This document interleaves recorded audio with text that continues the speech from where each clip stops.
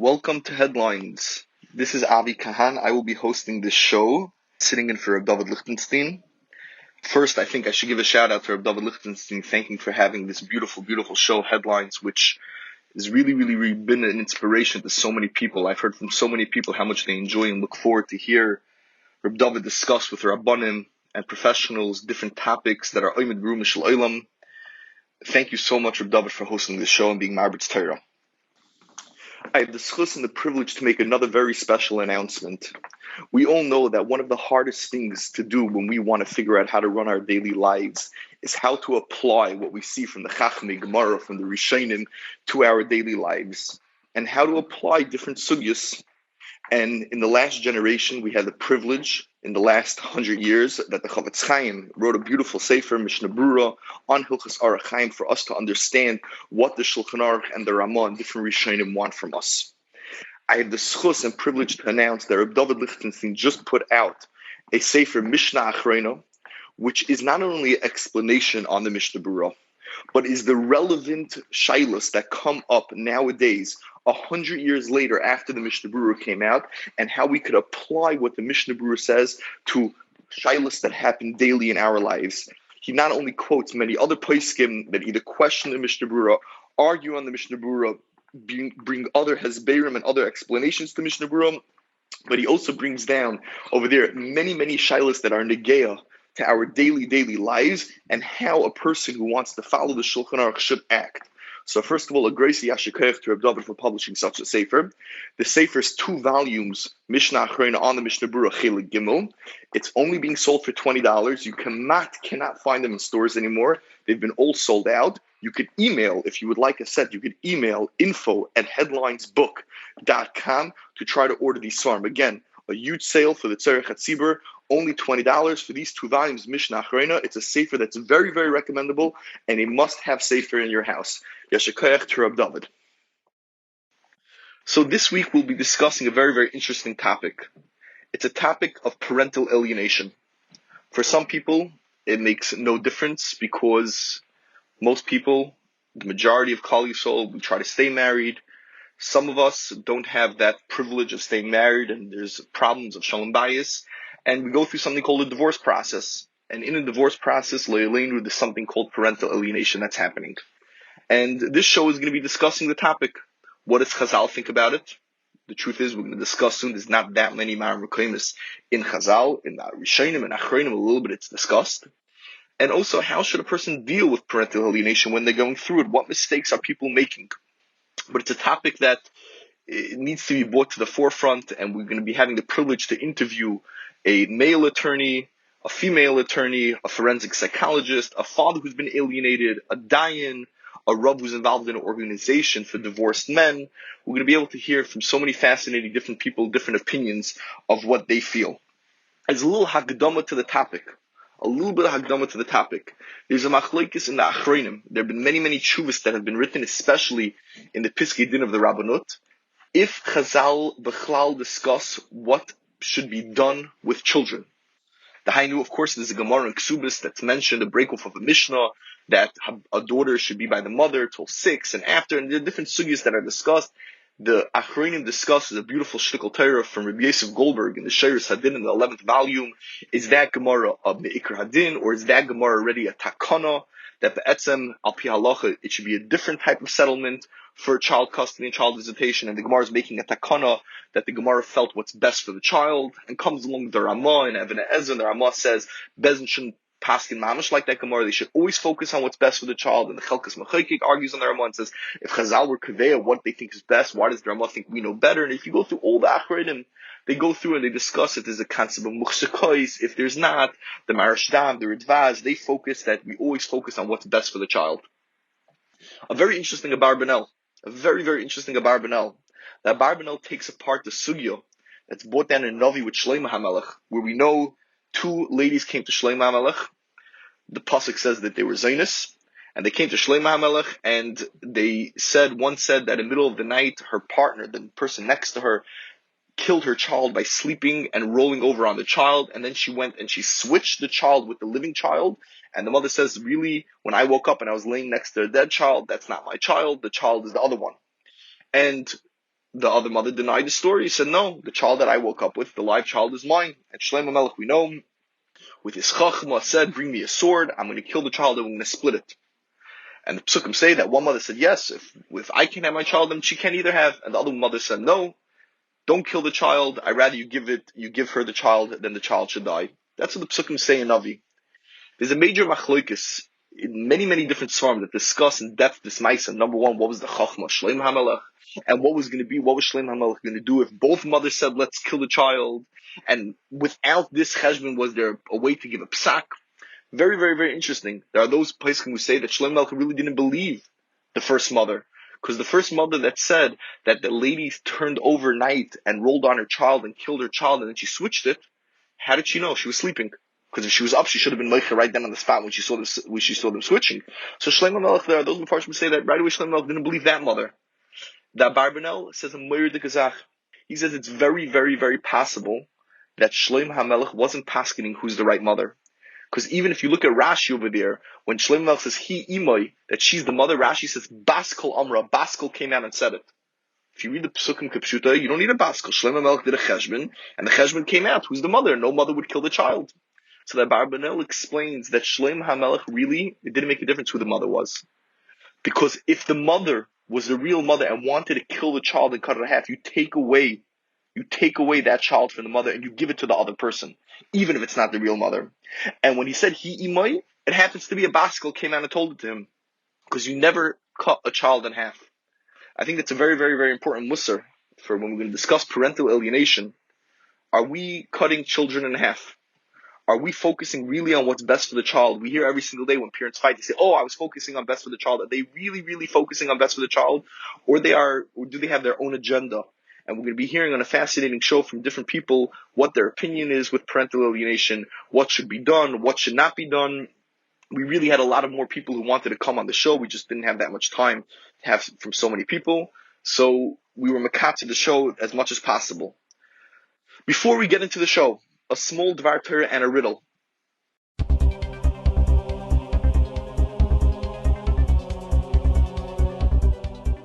We are hitting the days now of Sfira. We're building up to Shavuos. And there are very, very, very interesting Mefarshim that explain the Gemara, that the Gemara says in Shabbos that HaKadosh Baruch Hu, when Khal was ready to accept the Torah, HaKadosh Baruch Hu forced them to accept the Torah. Kaiflam har kegiyas. And there are those that explain, the Medrash and others, that Khal really was not willing to accept the Torah. HaKadosh Baruch Hu needed to do a kfiyah. And that they said Nasa and Ishma was either on Torah Shabbat, not on Torah Shabbat Peh, or like Taisus, different Rishonim. But L'maisa HaKadosh Baruch Hu forced them, and the Gemara says, Mekan Moida Rabal Araisa. Klal Yisrael has a taina, and the way the Rashba and the Prashas Drachim and the Chasam Sofer and others learn, that Klal Yisrael has a taina on all Averis that they do, that they were forced to accept the Torah. They were forced to accept it. So much so that the Rashba says something amazing. The Rashba asked if Klal Yisrael was forced to accept the Torah, and they didn't accept it back until Purim. So Binyan Bais Rishon that was destroyed in Gimel Averis Chamuras, why was Klal Yisrael punished? They were forced to accept it. And for the Rashba, says the Rashba, Moir de Keteretz. Says the Rashba that HaKadosh Baruch had to force Klal Yisrael to accept the Torah. But the Gimel Averis Chamuras, which were part of the Zayin Mitzvahs B'nei Noach, in the Zayin Mitzvahs B'nei Noach, HaKadosh Baruch didn't have to ask us if we want to accept it. Because there's a halacha called Dinei da Malchus Adina. The law of the land is our law, which is learned out Kapshuta from Rabbi Yishayim. It's a svara, and HaKadosh Baruch Hu owns the world. And meanwhile, HaKadosh Baruch Hu made a law that we have to keep the Zayin Mitzvahs. We have to keep it.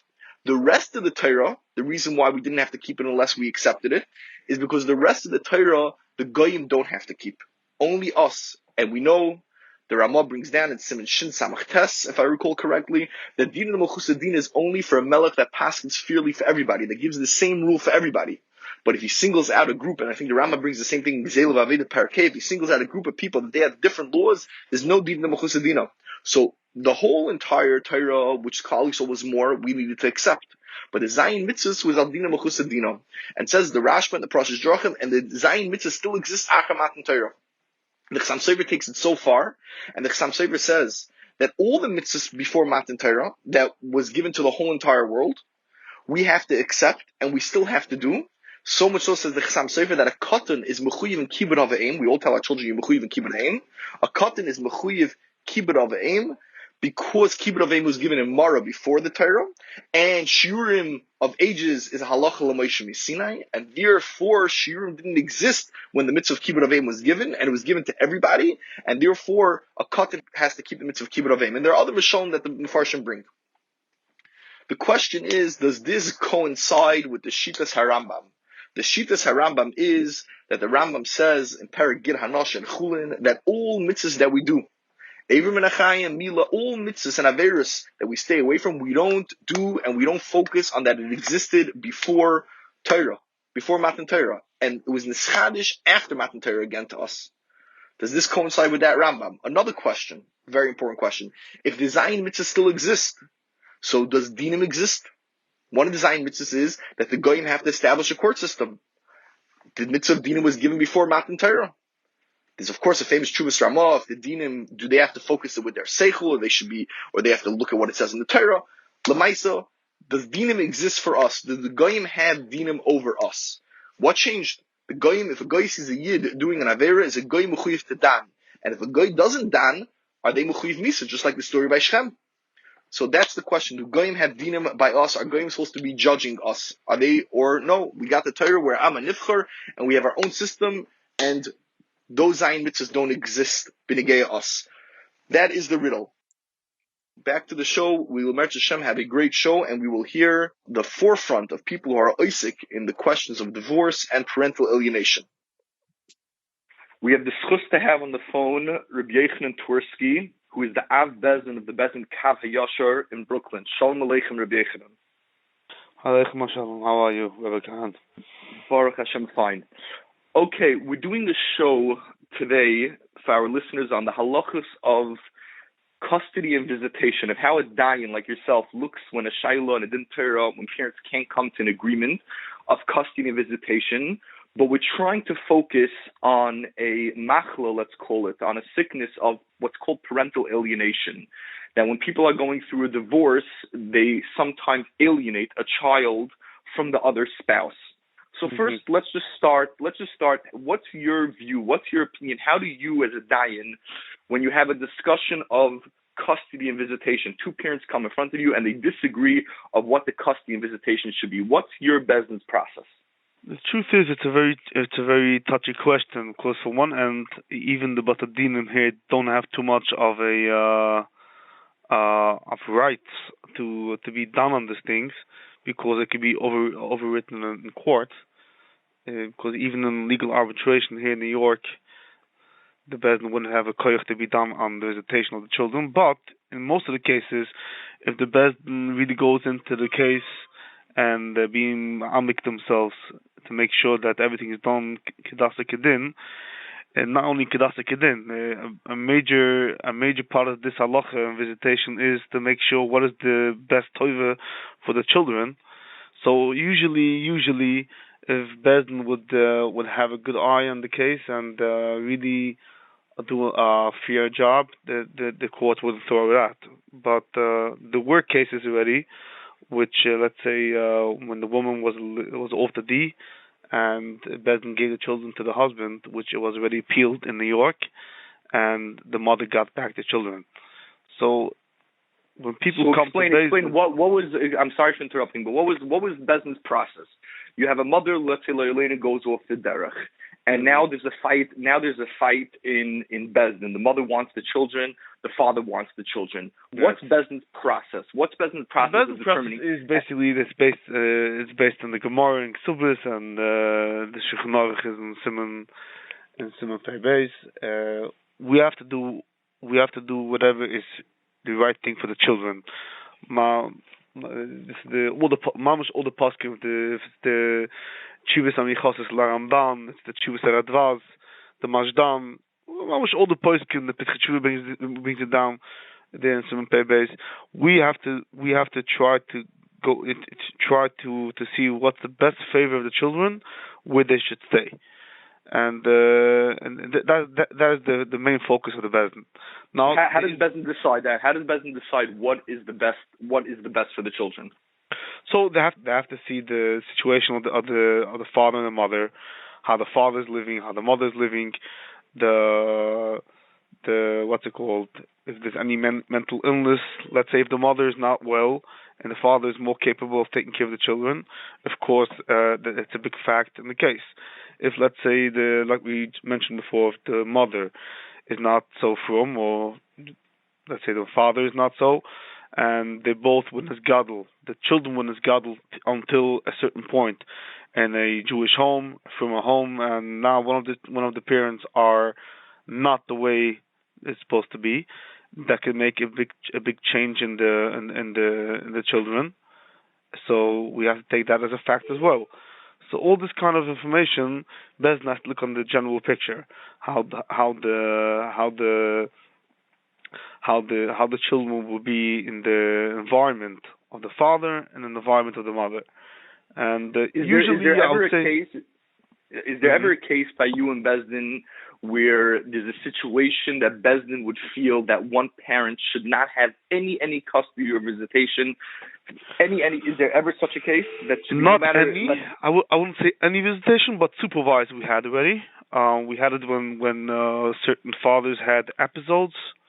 They had certain illness, which it was a little bit of a danger for the children to be by the father without any supervision. We had certain cases of parents which were, there was a chashad that wasn't identified 1,000%, but was kind of the Vaad of child molestation. We have to take that as a fact as well. Then we would issue a supervised visitation. Mm-hmm. So there's never a case that you know of that Bais Din would take away custody visitation. Not in my knowledge. Mm-hmm. We have got an interesting case lately. We didn't make a decision yet, but it's an interesting case of a Zivik Sheni couple, meaning there was a woman which was married a second time. She got married to overseas, and her new husband said that the only way he would marry her is if she doesn't come along with the child. So she gave the child to the father, to the first father, right? And she moved away to overseas. Now she's in the middle of the divorce process from the second husband, right? And she's like, now she doesn't have her child from her first husband because she gave it away to cover this new husband, and now she's trying to get back her child. So it's a complicated thing. How it's already 2-3 years since the child is by the father.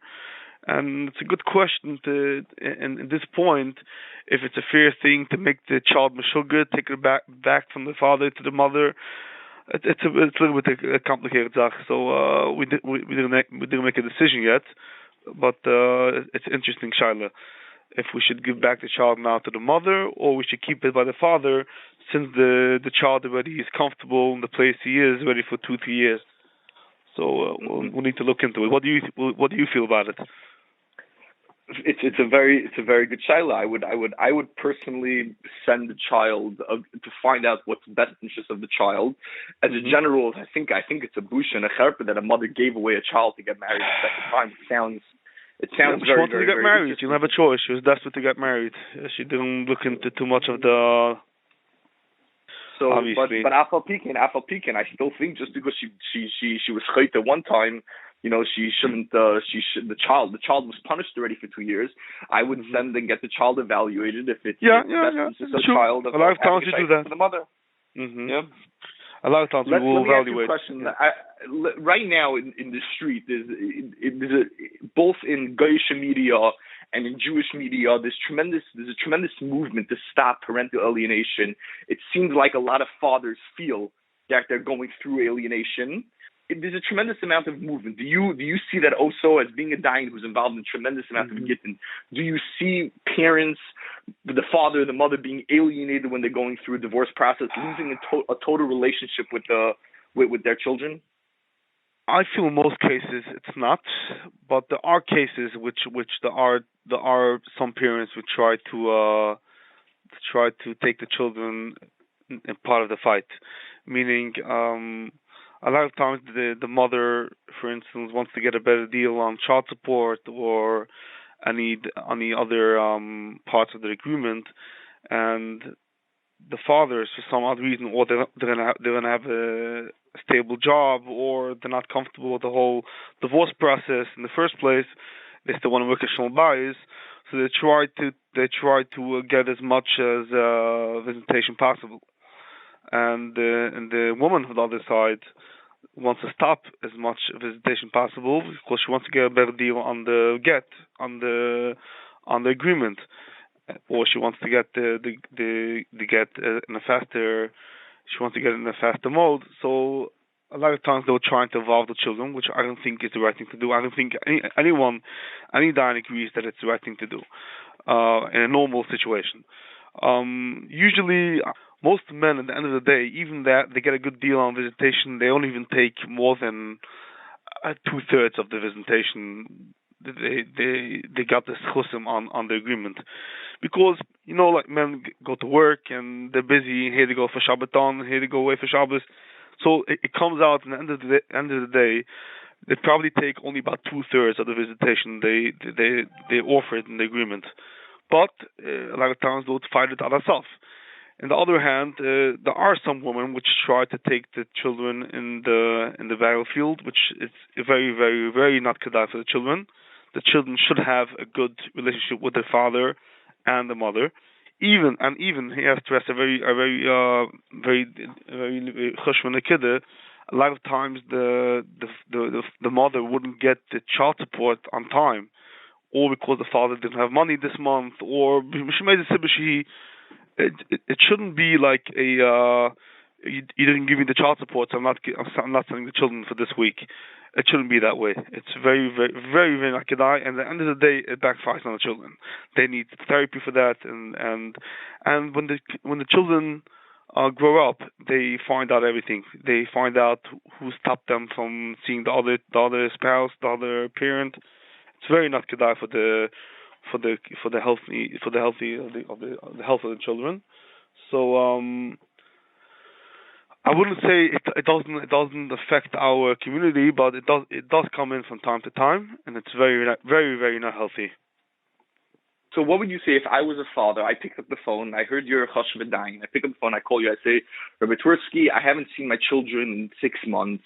My wife is holding back the child from me, and what should I do? I want to have a relationship with my children. What would be your advice to me? What would be your advice to all the listeners who feel that they're going through alienation? The first thing, they should send Azmana to Bais Din. They should call this husband should call his wife to Bais Din to find out why he's not getting children. And you'll be surprised, a lot of times it would be just a lack of communication. It wouldn't even be a big fight about the visitation. A lot of times the woman would just say, "Oh, no one reached out to me to get the children. He just didn't have anyone to communicate with his wife to pick up or to receive the children." What happens? Let's talk practical. What happens when it's taka fight? The wife is alienating, or the husband's alienating. I'm just giving the wife as an example because that seems to be more the stories that are in the street. And the husband's alienating, and he knows the Hazman is not going to help, because since the halacha is that the minig is that the mitzvah gets to pick the Bais Din, so he knows that she's just pick a Bais Din, which is not going to be good for him. And also, I want you to address in here, what does it mean a Bais Din that's good for somebody, benigay, child custody, child visitation? What would be your advice? Every time he sent her Hazman, she picked a Bais Din that he wouldn't go to, that he knows that is not good for him. What would be your advice? He's calling up crying. 6 months he hasn't seen his children. So that's why I say if the entire kuach here is the negate to the visitation, I feel that there's no enough commitment between this Bais Din and that Bais Din. Because at the end of the game, if he goes to a Bais Din, let's go to a very if it goes to a Bais Din which will be very lean for the woman, and give the husband very little visitation. It can always be overwritten in court. So you're telling me that if I'm a husband who's going through alienation, I know Bais Din doesn't have a power to paskin. Let me bring up a good shaila with you. You know, the famous Mechilta, there's a famous Mechilta and the poskim that bring it down the halacha that it says shoiftim v'shoitim, in yesh shoitim, yesh shoiftim. You could, if you have somebody to enforce your psak, then you have a Bais Din. The Archaim HaKadosh writes that there's no mitzvah to make a Bais Din if Bais Din can't enforce their psakim. So Baruch Hashem, we live in a Medina Shel Chesed that has an arbitration agreement. So most Batei Dinim or B'liashiv paskins like this in the Fiskei Din Rabbanut that if someone does not want to sign an arbitration agreement, you're not mechuyev because that's the only way to enforce. You said before that in New York it's very limited arbitration over children, and Bais Din does not have full power. So is there b'chlal a mitzvah to go to Bais Din for child custody and child visitation if it can't be enforced? Yes, like I mentioned before, because usually if the dayanim would look into the case step by step, and they write a fair agreement, a fair psak, the pashtus, most of the times it will be accepted in court as well. So it wouldn't be able to be overwritten. And why should the Schwarze lady paskin in court on this if you can have three normal dayanim which understand the Jewish culture, they understand the community, and understand what's fair for the children for a Yom Tov Pesach, a Yom Tov Sukkot, and v'chulu. I remember I was in Muncie in the courthouse. I took one of the main dayanim from the Rabbanut in Eretz Yisrael. I wanted to show them how many people who go to court. And I took them to the family courthouse of Rockland County, and I took one of these dayanim just in the waiting room to just watch how many frum Yidden were there sitting on custody visitation. Why do you think so many people go to court, which I know and you know how long it schleps in court and how it's really unhealthy for a child? There is like a black label on the Batei Dinim in Khal, in New York, because people feel the Bais Din schlep around. Again, there might be someone huggish in the Bais Din which could change and could try to make it faster, but in most of the cases, I think Bais Din does a much faster and cleaner job than the court system. Everyone agrees to that. The only thing which I could look into it, and I could say this is something which might have a reason why people go to court is because the Tayanim are involved in the Jewish system, in the Bais Din system, and they could try to schlep around a little bit. And in court, they could get a free lawyer, v'chulu. But again, it's not enough reason why people go to court for this. The only really reason I can see someone going to court is when you're dealing with a ma'agin. A lot of times you deal with a ma'agin, and he doesn't come to the table. He's not negotiating on anything, anything. He doesn't want to give a get, and the only way they can get some kind of anything moving is by going to HaKos. The only reason I can see someone, of course, we're talking about a het HaKos, but usually I don't see any benefit by going to court to any of the Sachen. So, Rabbi Yochanan, I want to ask you a very controversial question. You could tell me you don't want to answer, but it's a very important question. Very often, I pick up the phone, and I can imagine you do also, and you call a husband and ask him if he wants to give a get to his wife. And very often, the answer I have from the husband, he says, no problem, I want to give a get. No, boss, she's not being noyig with me the way I want her to be noyig with the children. Right. And until she doesn't learn, this is my only tool that I have. Two questions I want to ask you on that statement that we hear very, very often. Number one, do you think that that's an accurate statement? Do you think it's a normal statement for a husband to say, look, I'm not giving a get until I know that I could have my children in a healthy way? Do you think that's a fair statement? I heard the statement a few times. The statement. The truth is, I already had. I was sitting in other Batei Dinim as well when they were passing such Sachen. The Dugma was one Choshev Bais Din, Chassidish Bais Din here in Brooklyn, which had such a case, and the husband said that in the meantime my wife didn't give me the children for visitation, so in the meantime I'm not giving a get. I'll have the children for a half a year or a year, and I'll see everything works out and I have a good relationship with my children, then I'll give a get. Actually, Bais Din at that point paskin that for 3 months the visitation should go on. After 3 months, if the visitation continues regularly with no interruption, then he should give a get. And the Kahan, they gave it a 3-month shot. It could be a shtickle taina in some cases, but a lot of times it's only a way of control. They want to just have control on the case, but it's not usually that's not the case. There's a fair argument we have a lot of times about Takehid now it comes out Pesach. a lot of husbands want to have their children for pay. They'll say the sins, we got the living, that it's the chiyuv on the father. So they want to have always, it should be always. Every year, they should have their first nights, the first days, the first nights, they should have the children. And the woman say no, they want to have it every other year. They want to have the first night, and they should have the second night. Every other year, they should switch off. I know the Bais Din which taken in consideration that God the Levin is a mitzvah. I know there's also Paskin which they wrote it in their chuvas. They Paskin already, but I know the Netzes Yisrael, the Rabbanot, they had such a heskim, which was written that the Seder Nach should always be with the father, but the Bais Din Gadol overrode it. They were mavare, appear all the Paskin. If it could be done through a shlichus, we got the Levincha, or it has to be after the child, it could be someone else. And I think they write there the Shem Chivas B'Tzel Chachma and Chivas on Haggis. So they overrode it. They said there's no time of having. But again, I can hear if a Bais Din wants to go with the Mahalach that the Seder Nacht shall always be for the father. It's a fair tana. It could definitely be as in negotiations. It's definitely something which could be negotiated in Bais Din.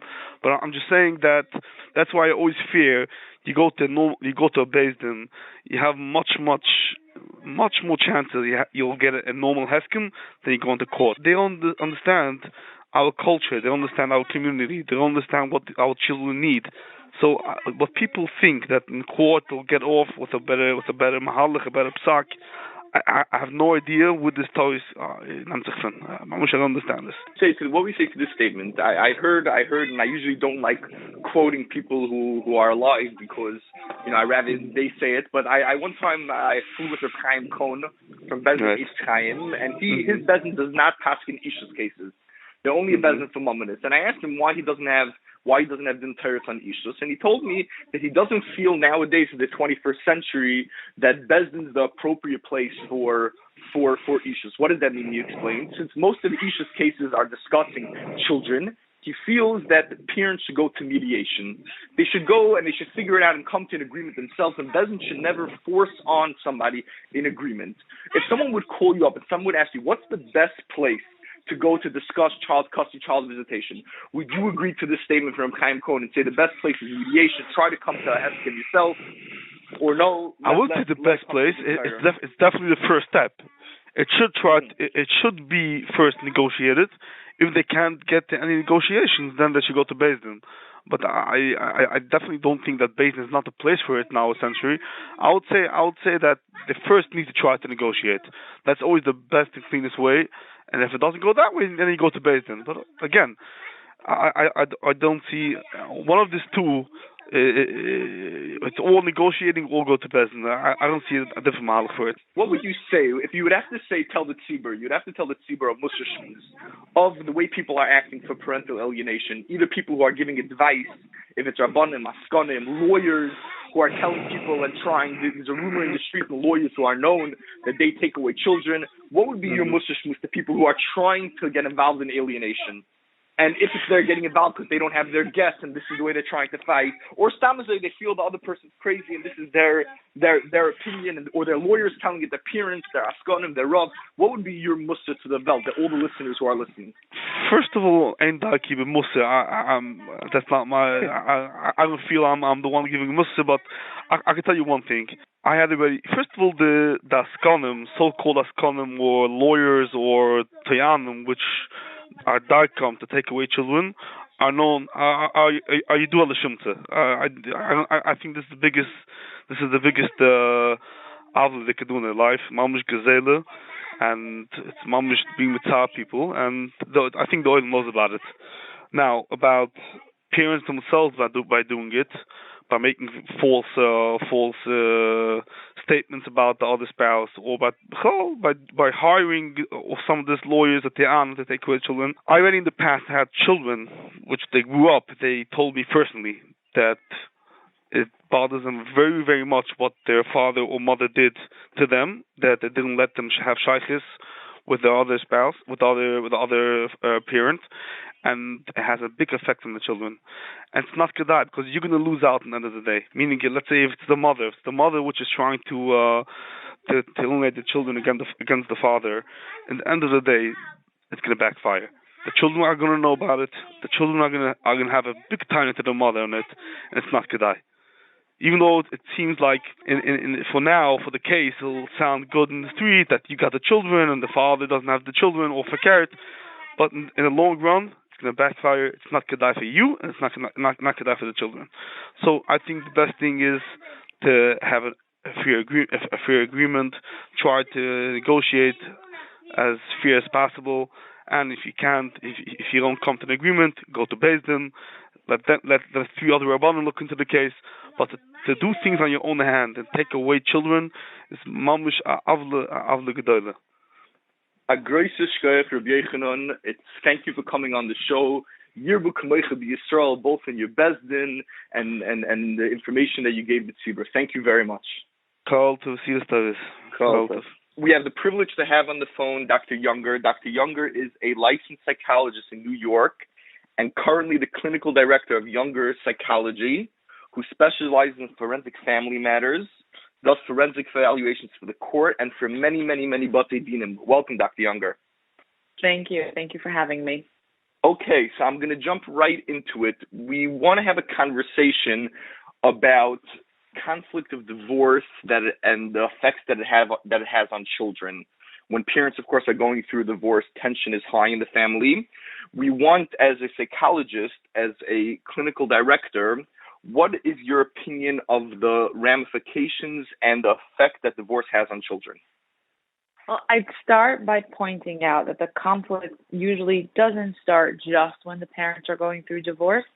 It more likely has started long before the notion of divorce as an option was even floated. So typically, I'm working with families that have a long-standing history of parental conflict, where it's been quite a while that the children have been exposed to the parents fighting, frequent hostility, all kinds of unhealthy coping mechanisms that the children are observing their parents put into action. So I just say it's important to realize that there's always going to be a history that leads any parent or parents to make this decision about divorce. And the reason that I'm pointing this out is because the conflict that children are exposed to is so harmful, whether or not it leads to divorce and whether or not it's a part of the divorce process itself. When children are growing up in an environment where there's so much toxic stress and there's no place of calm and there's no safe haven, and you never know at what point someone is going to explode and there's going to be some argument and the dinner time routine is going to be disrupted, that just serves to totally undermine children's stability and calm, and it ends up affecting their behavior. There's a lot of acting out that we see in school. It affects their emotions and their ability to really process the world around them and learn how to cope and learn how to adapt. Potentially, it ends up affecting school performance. They're distracted. They have a hard time paying attention.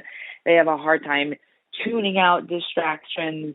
And just in general, the relationships that these children have with their peers, with their parents, with their teachers, with other people in their world potentially experiences disruption because of all the chaos that they're living with. Mm-hmm. Yeah, Khal tell us that the Gemara in Gittin says that the Mizbeach cries when a couple gets divorced, and the Mefarshim explain that when you're bringing the children as karbanis, that's the time the Mizbeach cries. Would you say that there's such a thing called a good divorce, or when there is shalom bayis and the parents can't get along and there are issues with keeping peace between the parents, is there a good way for it to be addressed that it doesn't make the children into karbanis? There's absolutely the concept of good divorce. Divorce itself as a word is a neutral word.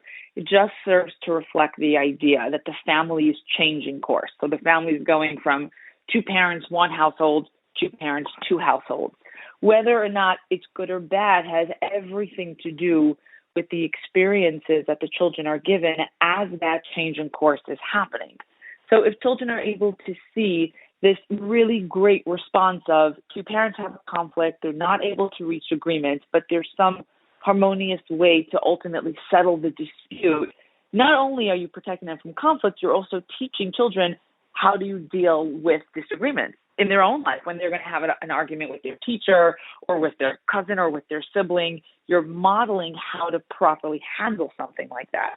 So there's absolutely the concept of a good divorce, and it's not just about sheltering the children from conflict. It's also about showing them how to deal with disputes. But even beyond that, a good divorce presents children with two parents that support the children's relationship with the other parent. From everything we know and what the research says, there's so much value to children getting the message from their parent that not only is it okay and acceptable to have a relationship with the other parent, but that each parent truly wants that to happen. And if it doesn't happen, if there's some sort of disruption, the parent is bothered by it. Parental alienation. Well, what do those words mean? It's a word that's thrown around a lot, that you hear a lot when people are going through a divorce. How would you define, as a psychologist, a licensed psychologist and a clinical director, how would you define the word parental alienation?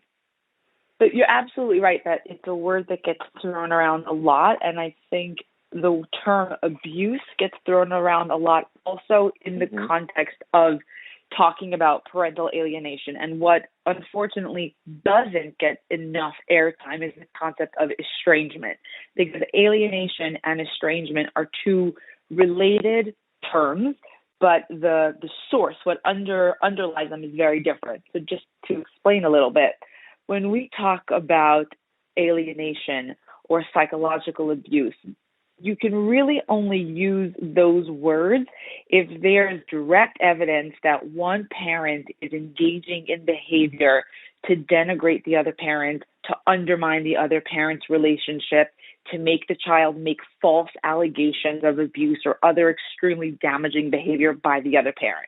So that is a definition that comes from the American Professional Society on the Abuse of Children, because they deal with a lot of misuse of the terminology abuse. And so the main message that organization is putting out, you can't use this word abuse lightly. It's really only appropriate if you have this direct evidence, in which case, if you do, then parental alienation can be a term that's appropriate to use to describe the phenomena where a child expresses freely and persistently unreasonable negative feelings and beliefs like anger, hatred, rejection, fear, avoidance of the other parent, and that child's behavior is disproportionate to the child's actual experience with that other parent. And that's a description that comes from Kelly and Johnson, 2001. They published an article. So what they're getting at is, when we're talking about parental alienation, what we're basically saying is the child's behavior toward the unfavored parent is disproportionate with any experience that the child actually had with the other parent. And this is very different if the child's behavior and reactions and attitude towards the other parent is reasonable and in line with either proven or evidenced maltreatment that child experienced from the other parent. So there's really two very different paths that we're talking about. But in reality, in clinical practice, it's usually not so clear-cut. I think it would be fair to say that most cases in my practice are of the mixed variety, where there are certainly elements of alienation, but there's also elements of justified parental rejection. So before we get into what's considered justifiable parental rejection, I want to focus a little bit on the layman term of parental alienation. We're dealing with we hear a tremendous amount of stories on the media where kids are not having shared relationship with both the father and the mother, and that when parents are going through a divorce, either one spouse is alienating the children from the other spouse, and it causes tremendous amount of resentment. And there's been a tremendous amount of movement to stop unjust parental alienation. In the frum community, do you think there's a tremendous amount of unjust parental alienation? I don't know that there's research out there that would support the frequency of legitimate parental alienation in one community over another, but I do know that what oftentimes happens is people learn about terminology. They learn about clinical jargon, and potentially it's seen as, oh, now I can explain the situation, now I can label it, now I can blame the other parent, and I can prove my case. And sometimes that's what happens, but I find that more often than not, that unfortunately will allow a parent to not engage in self-reflection and not think about what they're doing to contribute to the situation and what they can be doing to temper the emotions and really rein it in before it gets totally out of control. Because there are cases, like you're saying, where alienation is found and the child's behavior has nothing to do or very little to do with their actual experiences. And then in a case like that, it really is that much harder to treat and to deal with that parent-child relationship and mend it. Interesting. Is the alienation intentional or unintentional? So for it to be considered alienation by a mental health professional, for us to say, yes, we've done an evaluation and there's a finding of alienation, or based on all of the research and what we've learned, we can support alienation. To be able to say that, the mental health professional would have to be able to point to the direct evidence that one parent is engaging in behavior to undermine the child's relationship with the other parent. So to your question about whether it's a conscious process or not, or it's an outcome of litigation and divorce itself, it really depends on how intense and how severe it is. So certainly the process of exposing children to custody and litigation and the lawyers and the Bais Din and the ins and the outs absolutely increases the likelihood that a child will pick up on allegations about another parent and form their own negative impressions about the other parent and potentially even adopt one parent's concerns and hatred for the other parent. But that in and of itself wouldn't fully take you all the way to alienation unless the parent actively worked on undermining that relationship by saying things like, I'm so sorry you have to go to your other parent. I wish you could stay here. I just have no choice, right? So a message like that might seem so simple, and a parent might be thinking, oh, I'm just letting my child know I love them, is really saying, I wish you didn't have to go. It's not a good thing that you're going to the other parent. So the more you have a parent saying those types of verbalizations to the children or behaving in a way where there's the eye roll of, oh, your other parent doesn't leave me alone, I'm constantly getting emails from them. Those types of overshare on one parent's part, whether they realize it or not, certainly undermines the relationship with the other parent. And in cases of true alienation, the parent who is engaging in the alienated behavior on some level is aware of what they're doing. Could you go a little bit into detail the negative ramifications that alienation has on children from a little bit extreme cases, from a child not having a parent, if they're totally alienated, they don't have any connection, any shaykhs to that parent, to just hearing negative information about the parent? What toll does it take on the average child? So I'll happily review what I've seen in my own practice and what other clinicians have shared. I just think it's important for the listeners to know that there's little, if any, well-controlled, empirically based evidence about the effects of alienation and about how to treat it. So anytime you talk with a professional, what we're really relying on is what we've seen in our own practice, what we've heard. There certainly are case reviews and qualitative studies that have been published. There's some research with small samples, but what we're getting at is this: to date, there really hasn't been large-scale research with a large population of people, some of which who have received an intervention and others who haven't. By nature of what we're talking about, it's very hard to come up with a control group. But to your question, what is common and what most professionals are reporting is that the children who do experience alienation, there's short-term emotional distress, and then there's also long-term adjustment difficulties. So when we look at the short term, it's everything that I said before about the potential negative effects of divorce, but it runs deeper because not only do the children have to cope with changes in their routine and changes in what they're used to, they now have to cope with sudden loss of a massive figure in their life. So it can be very similar to what a child experiences when there's parental death, except here the parent is still alive. They know that they're out there. They're just not having contact with them. And on top of that, any good feeling or memory or association that they might have had is actively being challenged and undermined. So when you kind of put all that together, that absolutely challenges in the short term the child's understanding of who they are, what their own thoughts are, what they do believe. Can they trust themselves? Can they not? Can they trust the other parent? Can they not? So anything that they might have confidently and comfortably once held true before is now potentially being challenged, which is one of the most undermining experiences possible. On top of the parental loss, any emotional support or involvement in their life that that parent might have used to provide is no longer being provided. So is anyone stepping up to take on those reins? And so on. So that's all of the negatives. And the one thing that I'd also add, which oftentimes presents as a problem in therapy, many of these children who are alienated, we see that they present with an inflated self-confidence. So once the alienating parent has taken effect and really gotten that child under their control, when the children come into therapy, most of the time they are so confident in their hatred for the other parent, and they're so certain of what they're saying, and they're so sure that they're right, and the other parent is the worst person in the whole world.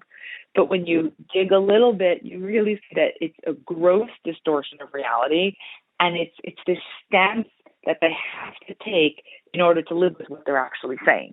And then in the long term, you have to think about the children's own future relationships with their future significant others, with their future children.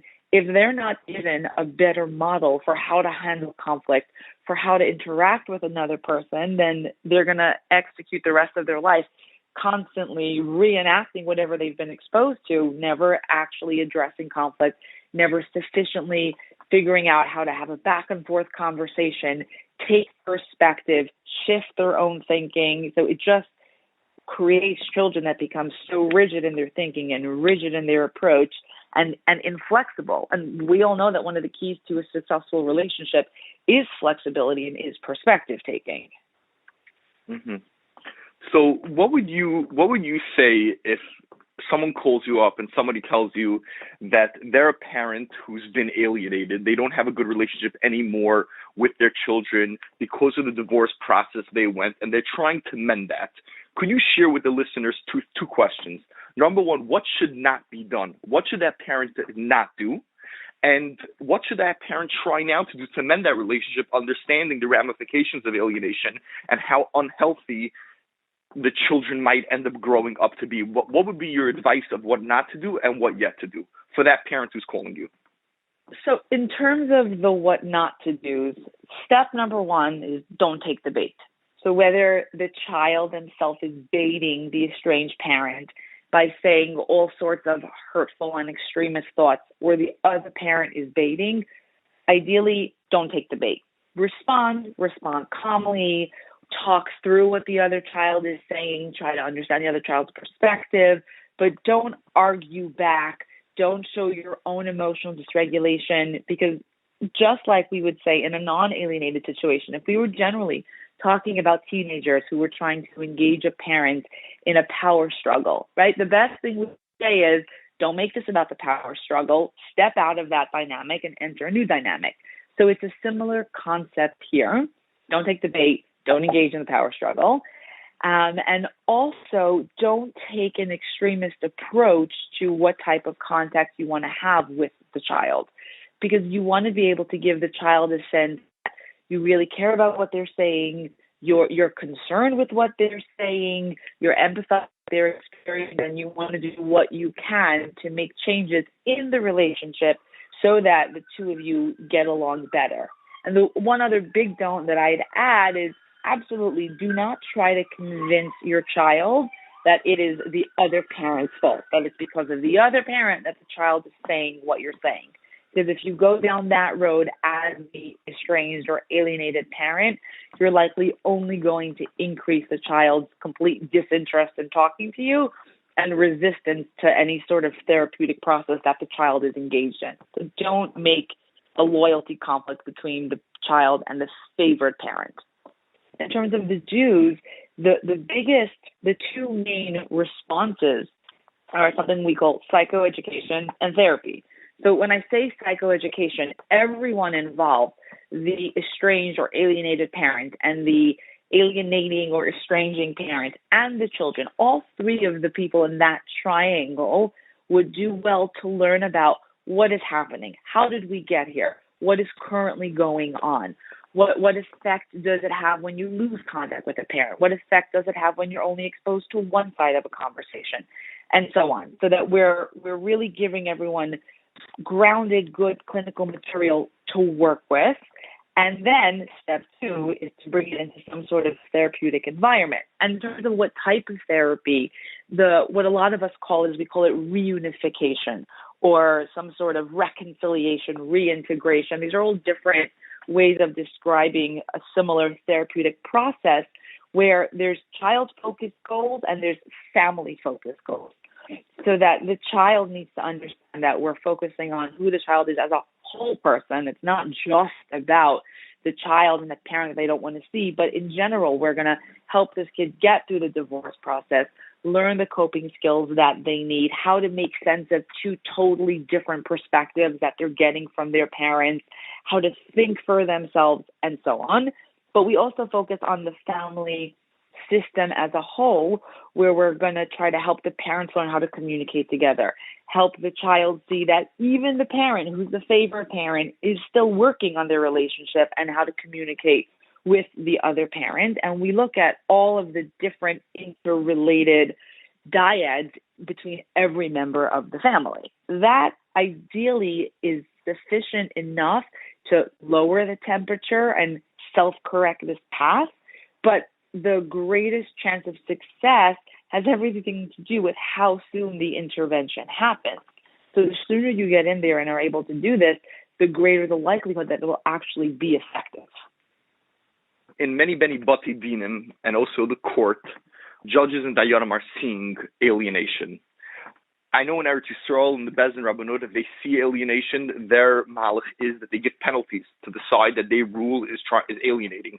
So if somebody deliberately skips a visitation or makes a child miss a visitation or doesn't act appropriately, Bais Din will sanction them and will give them a penalty of 10,000, 20,000 shekel at a shot. Depends on the gratitude of the issue. If it's on a Sunday, it might be 5,000 shekel. If it's over a Yontif, a Purim, they'll penalize them higher. Then there are many Bais Din in America who we don't have that power, that we're just trying to convince parties that they shouldn't alienate by right away meeting and going to co-parenting classes and going into family reunification therapy. Would you say that this is something that needs to pick up tremendously, that Bais Dinim and maybe the courthouse also should be convincing parents as they are getting divorced that they should go to classes, either private in a therapy session or just classes just to understand everything we just spoke about?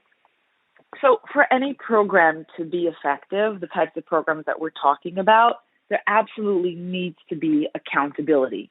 And given the nature of the families that we're talking about and the fact that they are usually involved in some sort of legal process, whether it's with Bais Din or secular court, ideally you want those authorities to encourage and monitor each parent's compliance with the treatment. And I talk about both parents' compliance because it's not just about one or the other. If you think about the approach of the entire family system, everybody needs to buy into this and everybody needs to be compliant and everybody needs to know that if they're not, there's potential consequence. Ideally, I would want the consequence of losing the relationship with to be motivating enough, but if that's not motivation for the alienating parent, they need something else to motivate them. Now, I have to tell you that this will change state to state in terms of what authority has, what authority the court has, and whether or not the court is able to order something like this or not. And there's this great book out there by Barbara Jo Fidler where she really discusses how it just does change from jurisdiction to jurisdiction. But to answer your question, to the extent possible, absolutely, whatever authority is involved, whatever agency is really running the case, that agency needs to accept responsibility for monitoring everyone's involvement and coming up with an action if and when parents are not properly involved or are actively undermining the therapeutic efforts. Very interesting. Very, very interesting. Thank you so much, Dr. Younger, for participating and educating the listeners. If it's okay with you, we would like to post on the website your information that people, if they want and they want to reach out for sessions of family reunification or evaluations or any information that they need to be able to help make sure that we don't run into this issue of making our children into the future Kabbanis and Khal Yisrael. Absolutely. All of the information about my practice, myself, and the other practitioner who works with me, everything can be found on our website. It's youngerpsychology.com. Everything's there. Okay, thank you very, very, very much, and I wish you a lot of hatzlacha. Thank you. Thank you. We have the schus to have on the phone Rabbi Yoel Asher Labin, who is the Rav of Khal and Verotzen in Tom's River. He's also one of the founders and leaders of Achim Baderech, which is a support group for divorced men. He's the founder of Khal of Khal Dayanis Mishpat HaEzer in Lakewood, and he's also working on a Hashkafic sefer called Ketzad Mizgarshim, How to Get Divorced. Shalom Aleichem, Rabbi Yoel Asher. Shalom Avrohom. Yeah. So first, before we get into the topic that we're going to be discussing, which is parental alienation, first, maybe if you could share with the listeners a little bit about yourself. First of all, there's this Indian of Poischem B'Kvoid Achsanya, so I want to do a double Poischem B'Kvoid Achsanya, the general Achsanya of this great show that I had the schir to be there many times. It's amazing that there's a show that is dealing with Dvurim Omdim Al HaPerik, so I want to thank Reb David and the team for that. And then Poischem B'Kvoid Achsanya for you, Kvoid Arav Rav Cohen, that dealing with this issue, I've met and spoke with many Bais Din and many people that went through. And what you did with your Bais Din and the approach you take, the amount of koyach and chachma and das Torah that you put in to make sure to save as much families as possible is amazing, and Hashem should help you. You should be able to continue and bring more Kvod Shemayim and save many more families. A great I appreciate it. This organization, Achim Baderech, is it's a support group, a platform for divorced Ingelat. So far, we're dealing much more with the Hasidische Welt, the heimische Yiddish-speaking Oilem, pushes that Ingelat who went through divorce should have their own community, their own brothers who understand each other, and they shouldn't feel. They go to shul, everyone is there with families, and it's so easy to feel lonely and feel isolated and stigmatized because unfortunately a lot of people do think in the way of with stigmas and instead of understanding that each case is different, each marriage could fail for different reasons, and no one would usually know really what's going on because you see a person only even know you don't know what went on with the other person. But unfortunately, a lot of people do judge very shitchizdig, very shallow. Okay, a goodish, they put them in a certain category. So a lot of people are hurt by it, and that's why it was very important to make this Achim Baderech, brothers on the way, because being divorced is not a final destination. It's a way. It's a part of a longer journey on the way to Bais Din, a new shidduch and new opportunities. So that was important to let people know it's not the end of the world. It is, unfortunately, Mizbaich Moeredul of the Moos. It's very sad, but every person, you still have your neshama, you still have your koich sanefesh, you still have your part of the family that is still with you, and focus on that and build up your life again. That's this organization, and we hope to do more and reach out to other communities. I want to just share a small thing.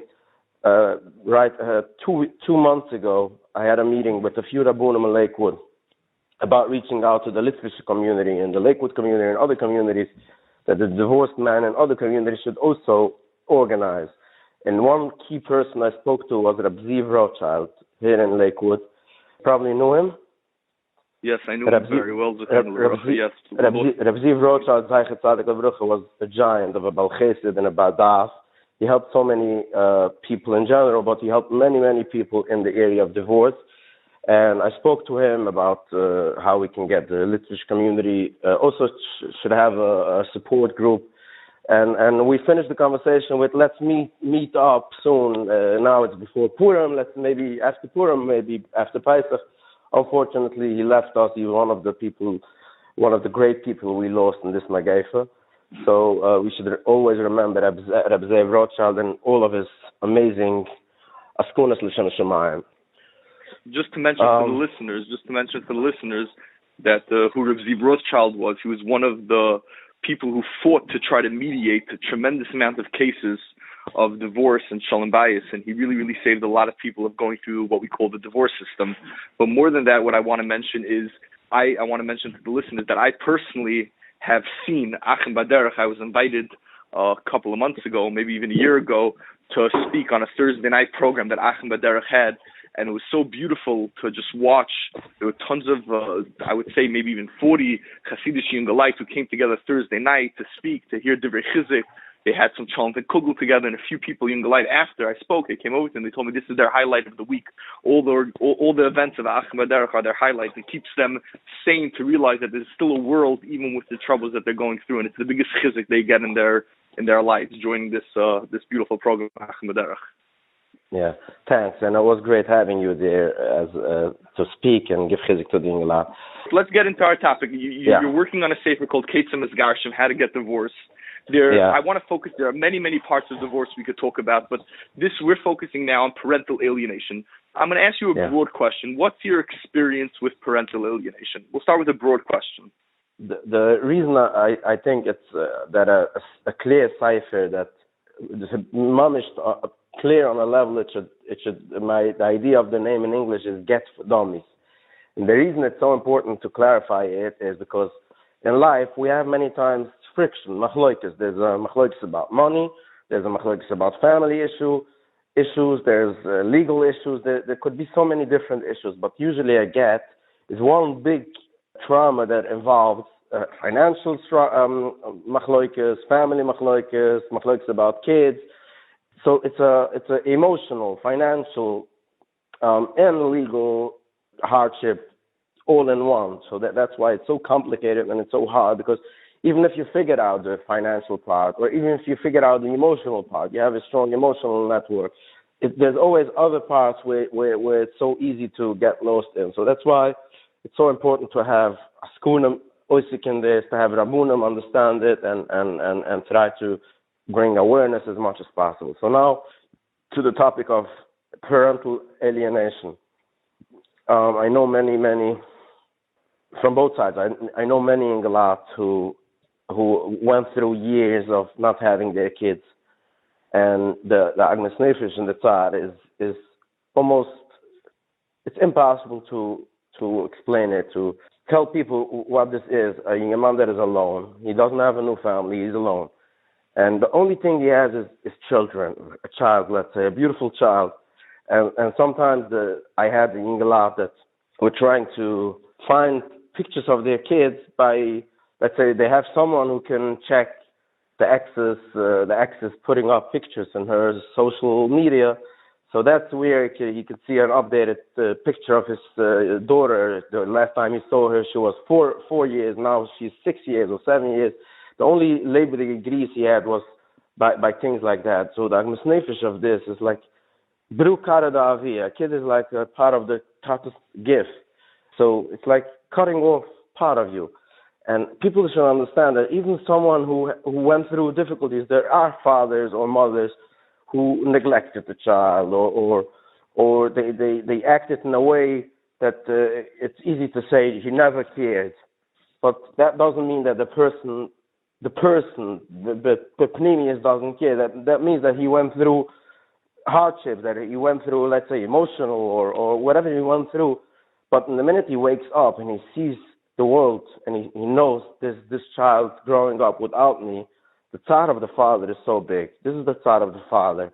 But more than that, I think we all could agree that parental alienation is a terrible thing, ripping children away from a parent. What do you think the reason parental alienation is happening? Okay, I think that in many cases, it's not the case that one side strategized and planned and came up with a way to alienate the father. In many cases that I know and I was involved, that wasn't the case. It was more of, it happened. Like after the get, things were not settled yet. And the yet could sometimes take years. Then maybe she got married and she said, okay, we need more time. So it's not, in many cases, it's not that they managed in court to cut off the father from the kid, or they managed in business to do that. That could also be happening sometimes, but in most cases, it was some long time that for this reason, for that reason, the kid doesn't want. Of course, the kid doesn't want. If there's no clear understanding of how to explain to kids what's going on, how to go about it, of course, if the kid hears one side and the kid grows up with negativity, it's hard for the kid to start a relationship if the relationship was cut off for some time. And that the sometime is growing, and the risk, the net tag between the two is growing and growing, and that's very unfortunate, because you can't point fingers and say you're a loser, you're taking away a child from his father. You're saying no, Chas v'shulam, we want to figure out a way how to do it, but that's not enough. It's part of the let me ask you a question, Rabbi Lavin. Let me ask you a question. If I knew somebody who was about to get divorced, they were having shalom bayis issues, whatever the issues were, and now they're ready to get divorced, and they call you up and they say, Rabbi Lavin, I'm ready to get divorced, and I heard in the world there's a concept called parental alienation, and I'm petrified that that's going to happen to me. What should I do to prevent, to make sure that this doesn't happen? What would be advice? Someone like you who's been involved so much in divorce, what would be the advice that you would give to this younger man? My advice would be first to have smart advice, smart guidance, not by a lot of people are involving someone in their family. So who would you involve? Sometimes it's the one who is a fighter, who would be the right person to fight for you.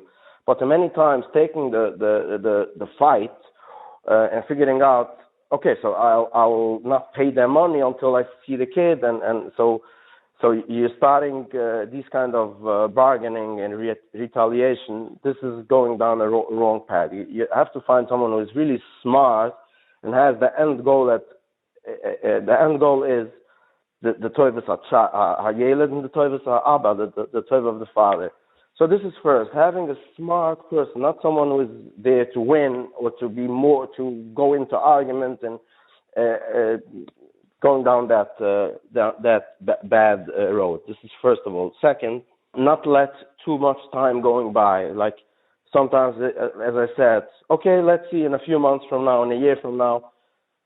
Time is not a good thing in that area. Time is making the child less connected to the father and also build up a wrong narrative about the father. In many cases, it is that the child has a very dark image about the father, because a child, even when a mother is just a clarification, I'm not taking sides of fathers versus mothers. In many cases, unfortunately, it's the other way around. When the father somehow manages to have the kid against the mother, it's Chas v'shulam, not a Zechurim versus Nekayvus fight.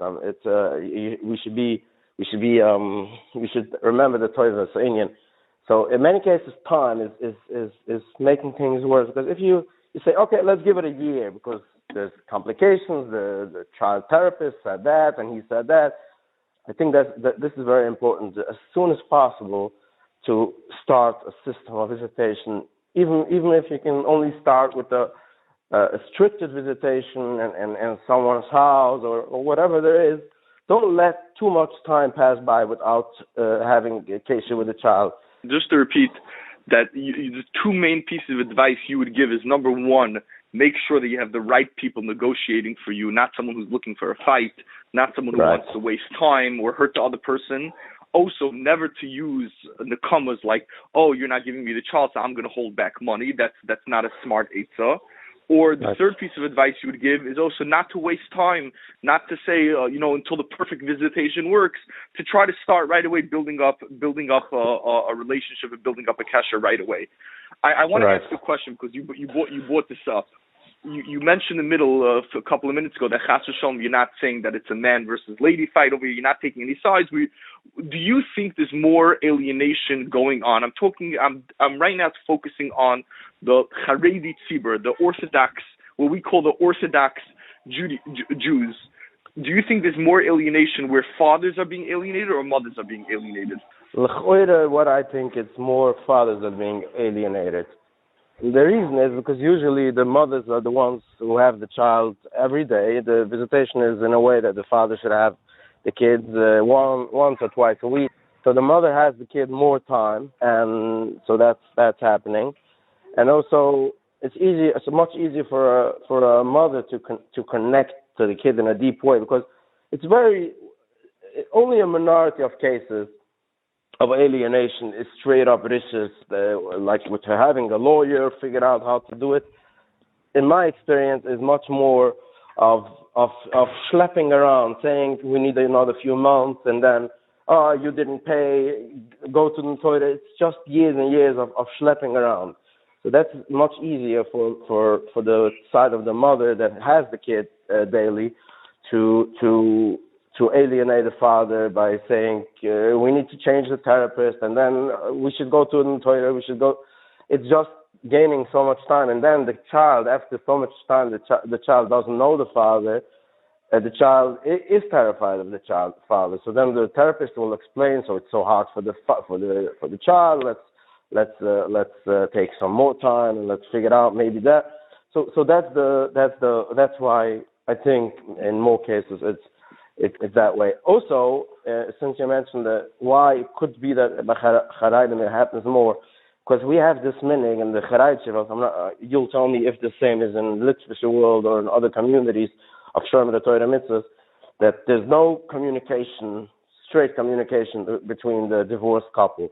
Duvar HaKoir is Baina B'Baina. So in many cases, it's with someone who is the mediator. This minig was written way before Hasidim came around. This minig was written already in Shulchan Aruch. In Shulchan Aruch, it brings down that if a couple comes to Bais Din after a get or a fight, they should get malchus, because they shouldn't be talking to each other. So the Paiskim discuss ba'arichus what the reason of this halacha is. We do have the halachas of living in Kuf. I think if it's in Kuf you test the halachas of living in. If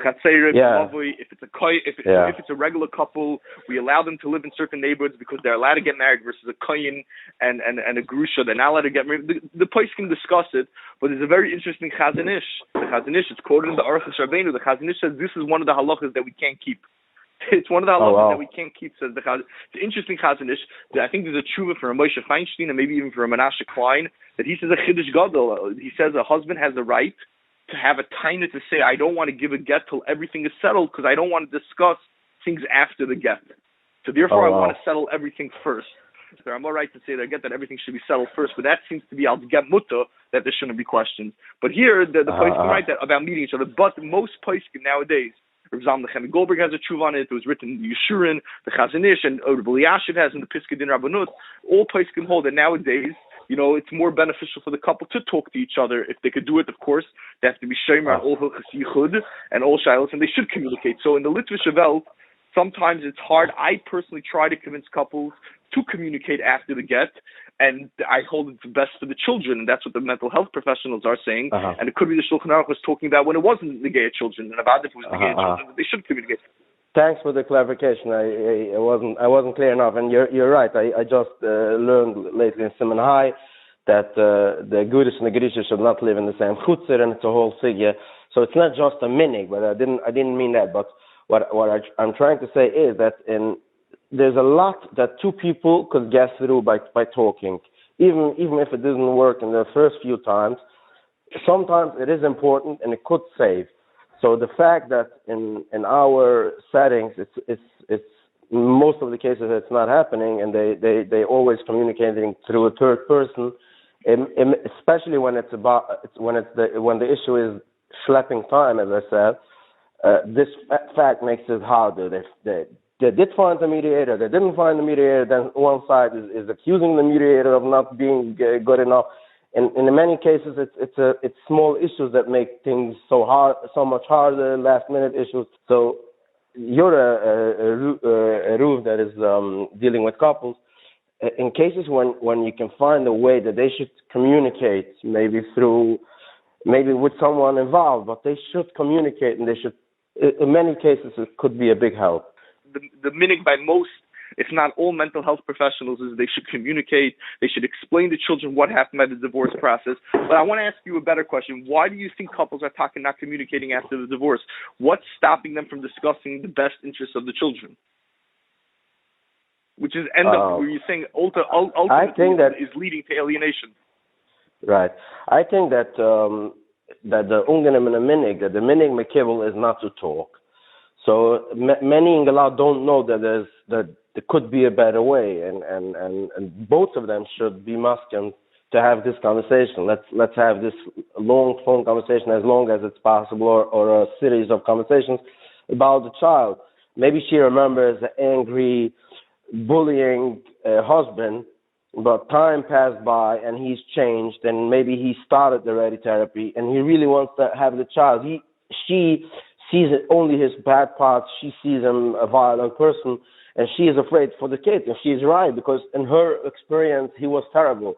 But the both of them should know that's not easy. But the both of them should go out of their pain zone of the judgment and really try to get to talk a little bit. And it's so important. The father should find a way to be vulnerable, to not be the fighting, powerful, I'll overpower you. Show how much hurt you are, and show that you really care for the kid. And you really, in most cases, the toivus hayeled is to have communication with both parents. Even legally, even someone who's in jail, the law is that there should be arranged, the kids should go visit him, because this is based on science and on psychology. It is so important. In the end of the day, the child has the DNA, he has the nefesh of both of them. It's so important.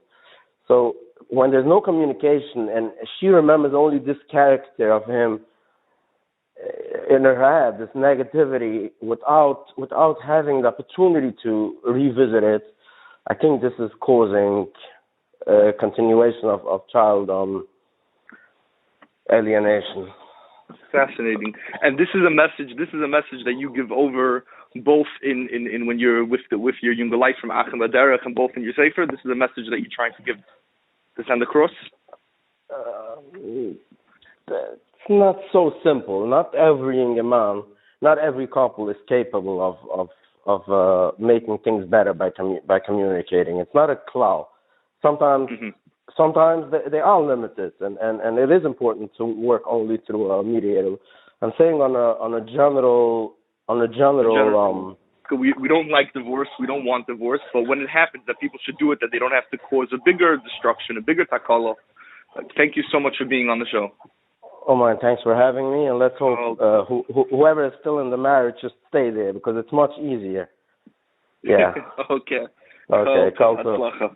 We have the privilege to have on the phone with us Miriam Zakarin, who's an attorney at the firm of Truoff and Zakarin. She practices matrimonial and family law in New York and in New Jersey. Welcome to the show. Hi, thank you for having me. Do you believe that there's an issue in the frum world, in the frum Jewish world, of parental alienation? I do believe there is.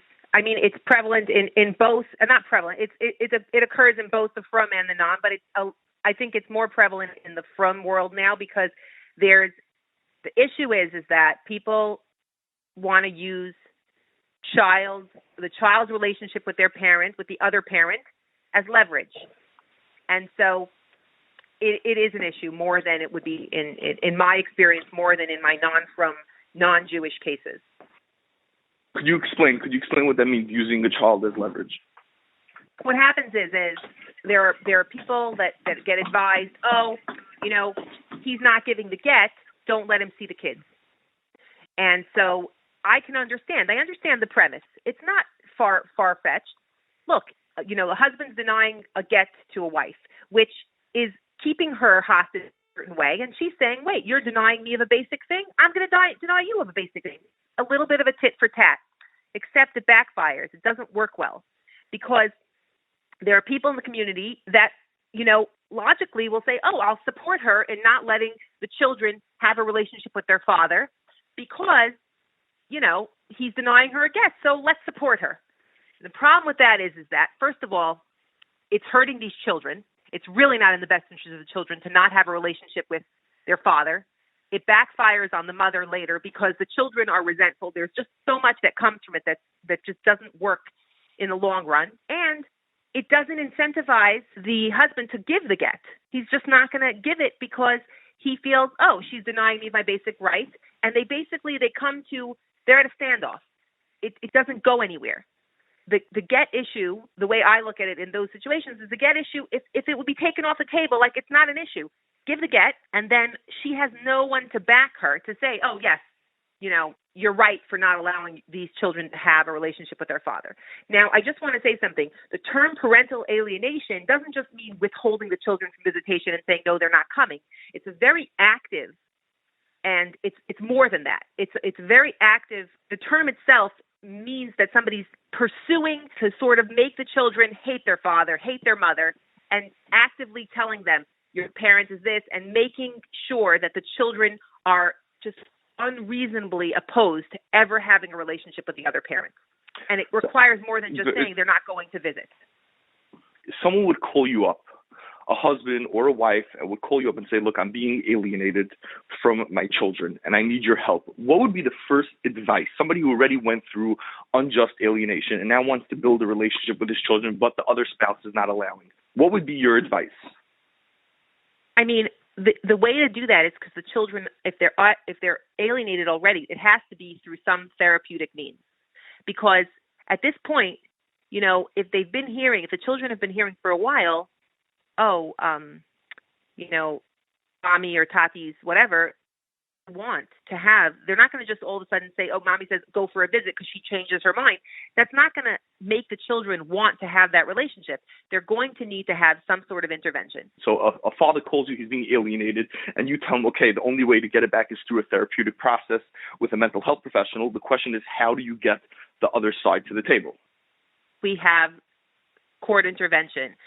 Sometimes we have, intervention with, writing a letter to an attorney, letting them know of our intention and letting them know that this won't go well, because the court will, no matter what, the court will always entertain the ability to put these children in family unification therapy. They're not going to say he's done, the father's done. They're going to want, or the mother's done. They're going to want these children to have both parents because they know how detrimental it is to these kids to grow up and not have those parents in their life. The rejection, all of the issues these kids are going to face as adults because of what they had gone through in their childhood and because of the rejection of one parent or because of the non-existent relationship with one of their parents.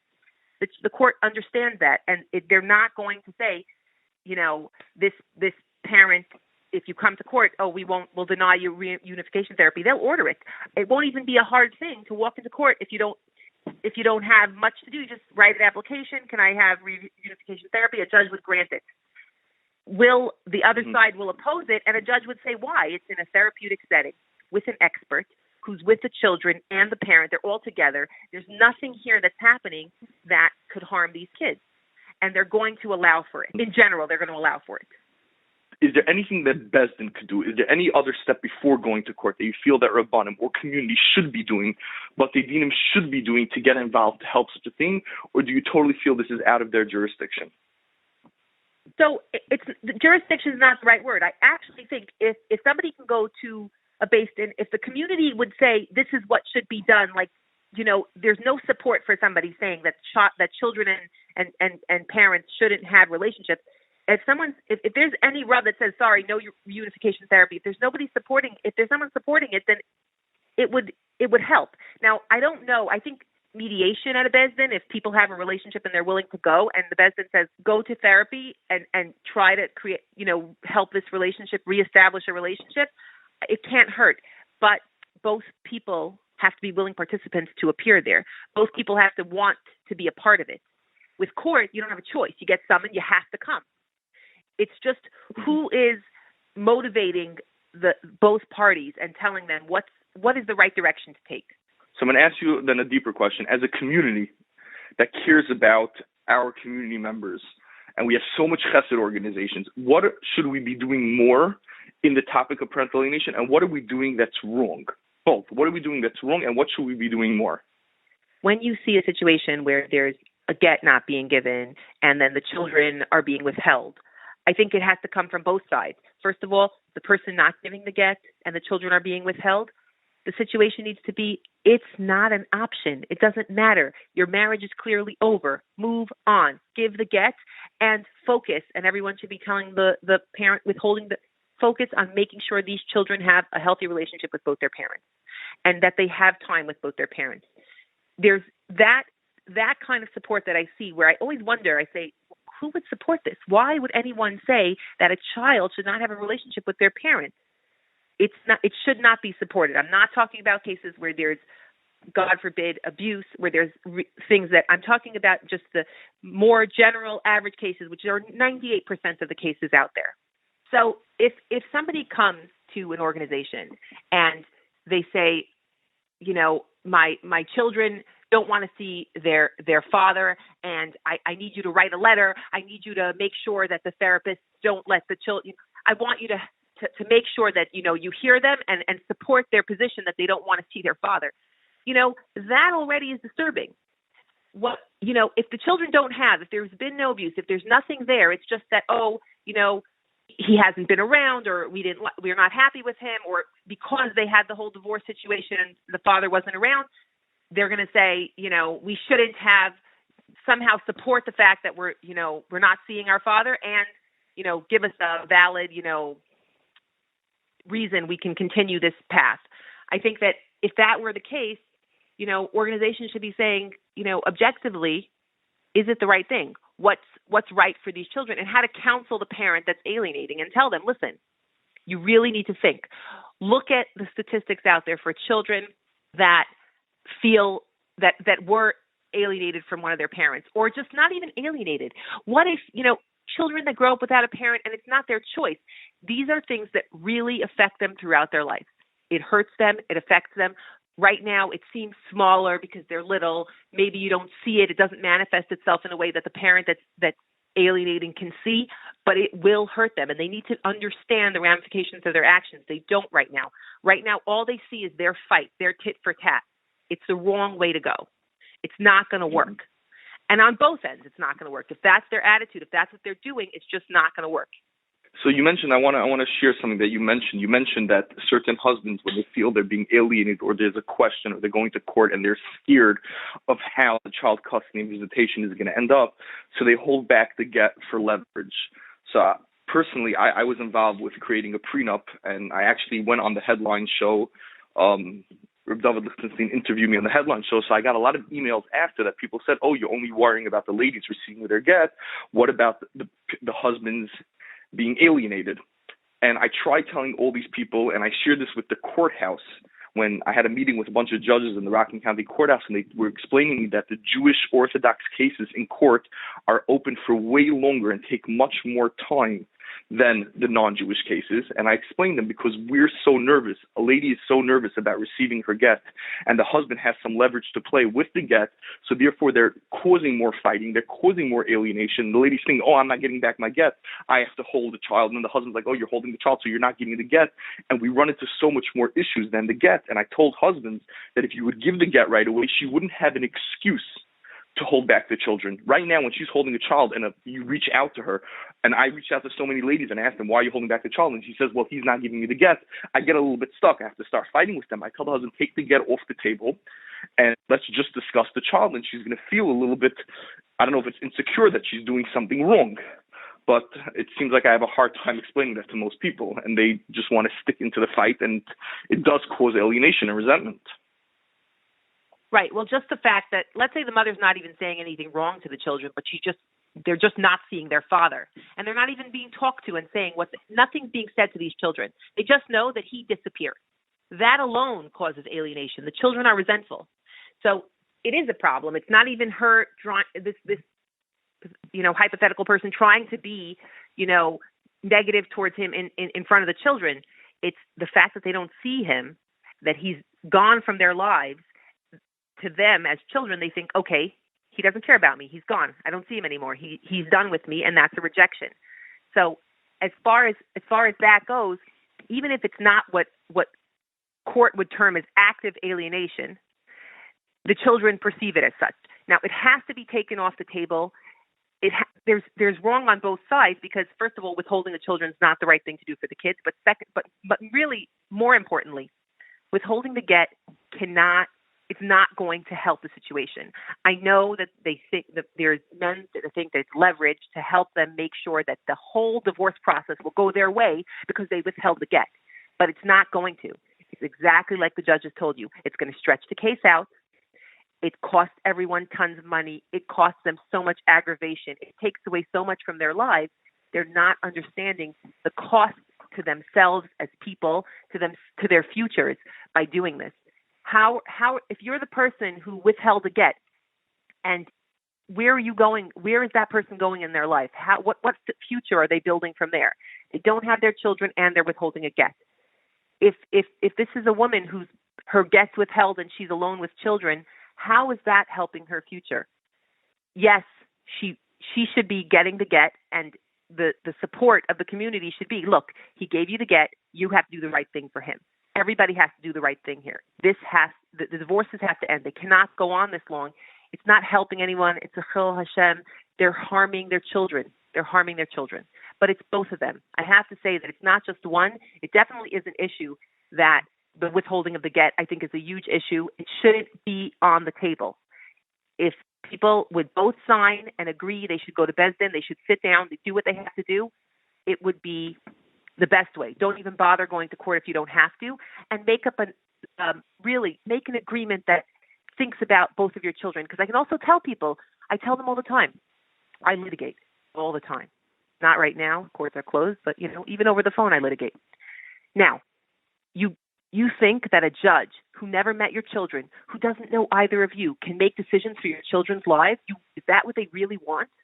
They need to come to the table, sit down, and put their differences aside. Yes, clearly they don't get along.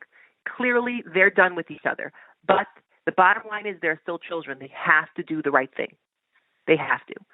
I a lot of times, it's hard for cooler heads to prevail, but I think if they're counseled by Rabbanim and Askanim and anybody, organizations that they go to, that you have to sit down and think about mediation, going to a base, sitting down and getting things done right. You can even go to mediation with a lawyer if you're worried, but go sit down at the table, talk, because it's not going to be a better outcome fighting for years. It's not.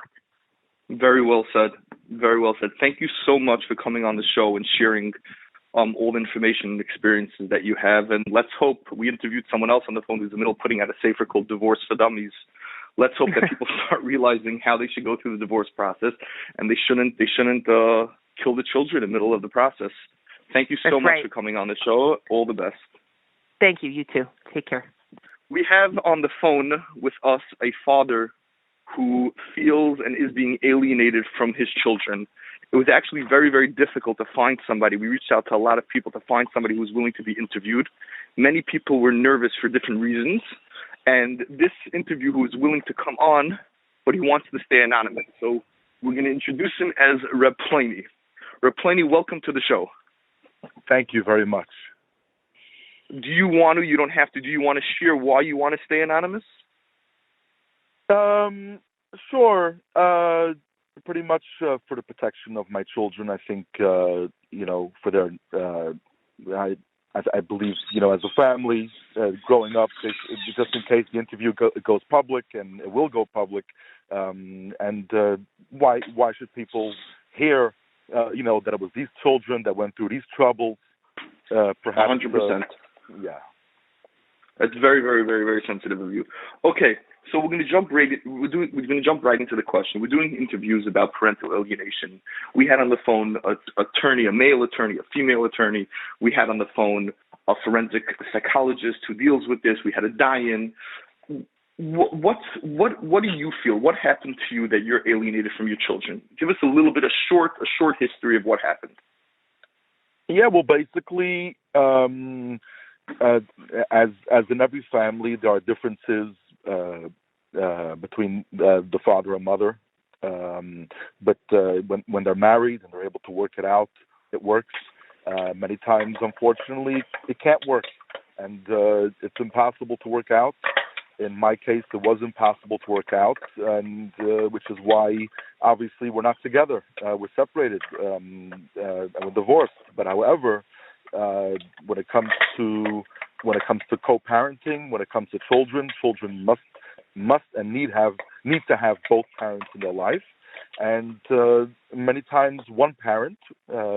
In my case, it's obviously the mother who decides, okay, you know what, I want to have my children raised a specific way, and I don't want to share those values or views, and we can't work it out in those cases. And sometimes, they'll get the community members and Askanim and people involved, and many times Askanim will go on one side or the other side, and in my case, obviously there were Rabbanim and Askanim on both sides, as there always is, and it's just a matter of going back and forth and figuring out a way, and hopefully we can work it out in Bais Din, but many times we have to work it out in court, and this is what happened in my case. We're in court, and there's no question by law.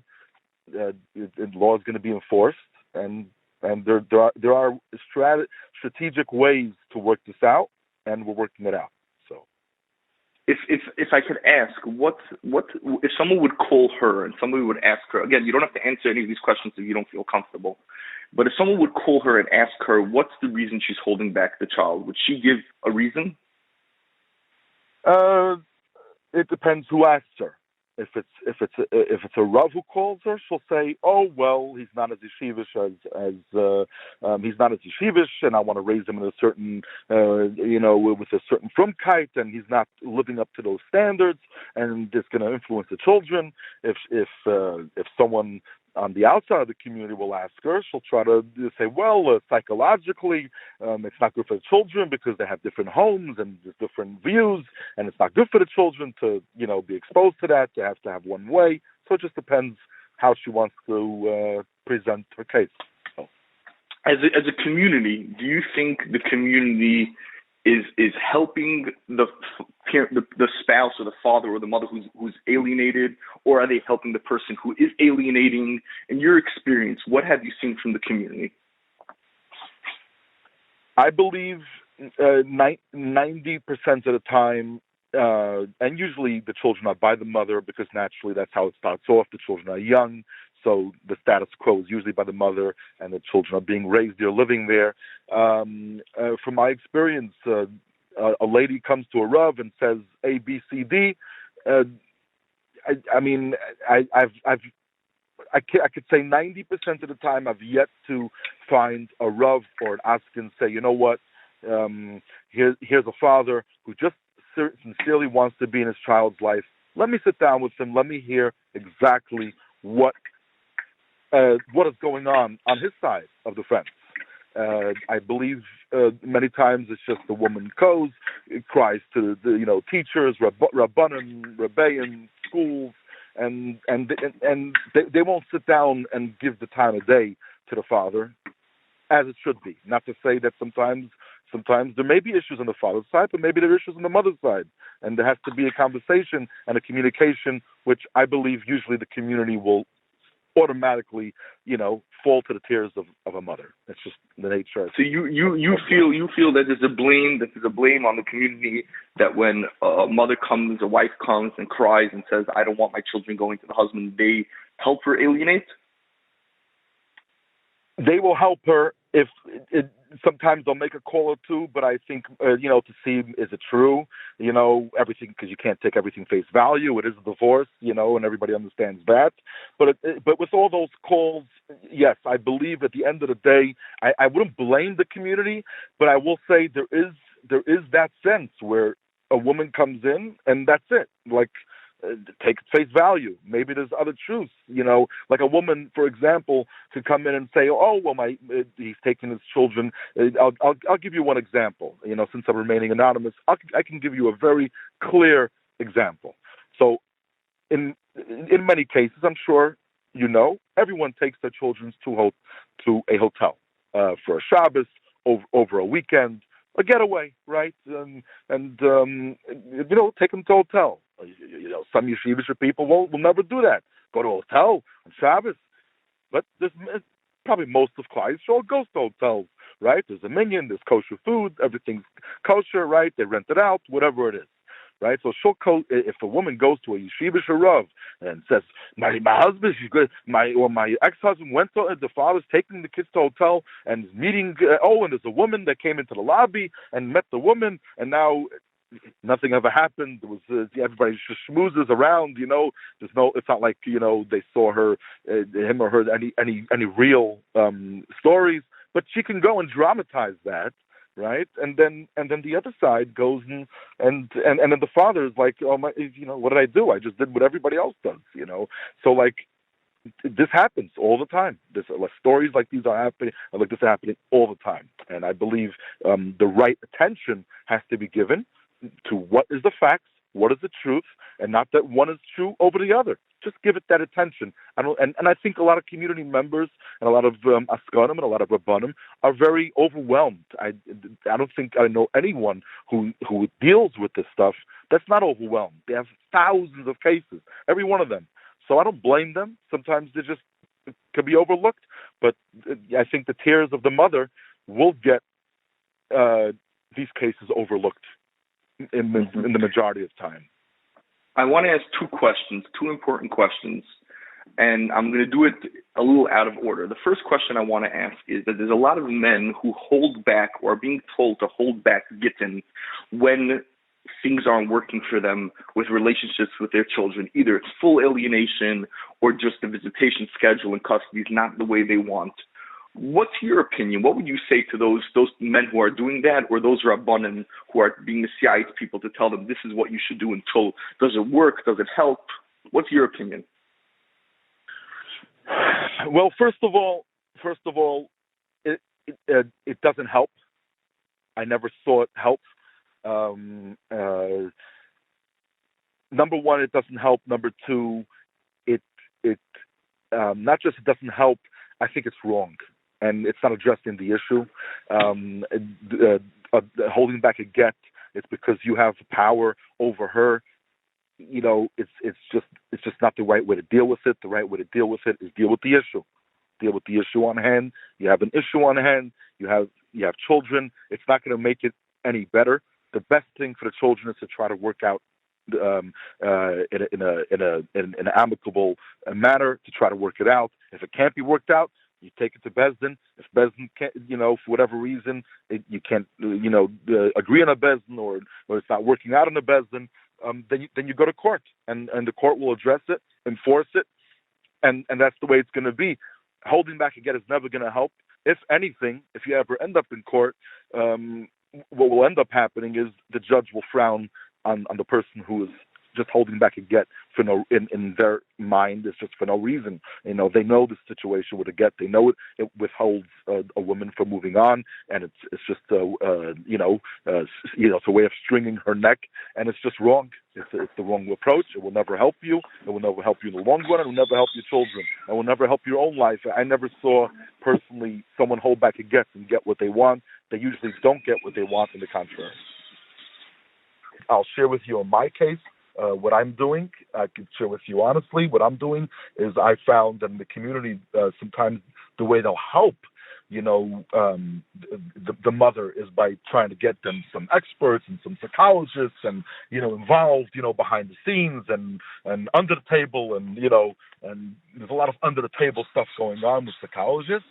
And I think the right way is to find a good family therapist to be ordered by the court outside of the community, away from when I say outside of the community, I don't mean to go away from the community. I mean outside of the getting involved in the agendas of either the mother or the father. The mother brings their therapist with their Rav, and the father brings their Rav, and by the time you're finished, everybody has his own Bais Din.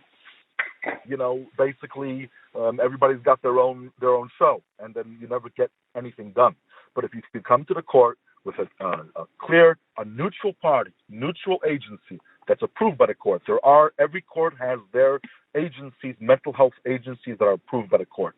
And if there's any way you can get the judge, which is usually very easy for a father to come in and say, listen, I've been alienated for this amount of months or years, and I need family therapy, and I need family therapy to be done in a neutral way, in a neutral manner, because this way you can actually address the issues. You can't have one therapist you can't have her next door neighbor or her Rav's next door neighbor, who she davens with every day. It's not going to work, because then they're not going to be neutral to both parties and to the family. So you get family therapy from the outside. This is how I dealt with it. But absolutely, there's no question about it. It's real damage, real psychological and emotional damage to the family. And it should, and even if there's abuse, there's still ways to deal with it. There's supervised visitation. I'm not saying it should happen, and it never happened in my case, but I'm just saying the idea is, even if it has to be supervised visitations, but a relationship between a father and a child. So let me ask you a question. First of all, what you said is heartbreaking. It's very sad, and I feel terrible for what you're going through. But let me ask you a question. As a community that cares about each other, that's always out there, we have so many chesed organizations. What do you think we should be doing more in this topic of parental alienation? You, as somebody who was alienated, what should we be doing more? Okay, that's a great question. I'll tell you from my personal experience. I is right now I'm going on 6 years that we were separated. It took me about 5 years, literally 5 years, to find a Bais Din to actually address this issue. What happened was I went and I was looking for different Bati Dinim. I was looking for many different Bati Dinim. I was trying to find a good Bais Din that's going to actually address the children, address the get and the children, and settle the children. What happened was, every Bais Din that I ever went to says, 1 second, you can't give a get unless we settle the children. So what happened was, okay, now you got to settle the children. What happens if the parents don't agree? So the parents don't agree on everything, right? There's finances, there's children, there's how we're going to raise the children. There's so many issues that need to be worked out. So we're not going to give a get. And then what happens is, then the mother goes around to all the Rabbanim, he's not giving a get. And now then the father says, what do you mean? I want to give a get, but she wants $100,000 a year in child support. I'm not even making $100,000 a year. Or she wants $50,000 a year. I'm making $75,000. She wants most of my paycheck. No Bais Din ever passed ever awarded that to in child support, for example. I'm just throwing numbers as an example. But the point is, what would happen is that sometimes the woman will come in with unreasonable requests. Sometimes the father will come in with unreasonable requests, and then it's impossible. So I was looking for a good Bais Din to work out the children amicably. And at the end of the day, I couldn't find it, because every Bais Din, at the end of the day, if you can't agree, there's no get, and then let's go fight. And everybody fights, and you have Rabbanim fighting, and you have Askanim fighting, and then everyone's bad-mouthing, and then the children are just sitting in the middle of this whole mess and just getting hurt and more hurt and more hurt. What do you think as a community we should be doing more? What do you think, as somebody who's personally involved and is alienated and is going through such a painful thing of being ripped away from your children, what as a community do you think we should be doing more?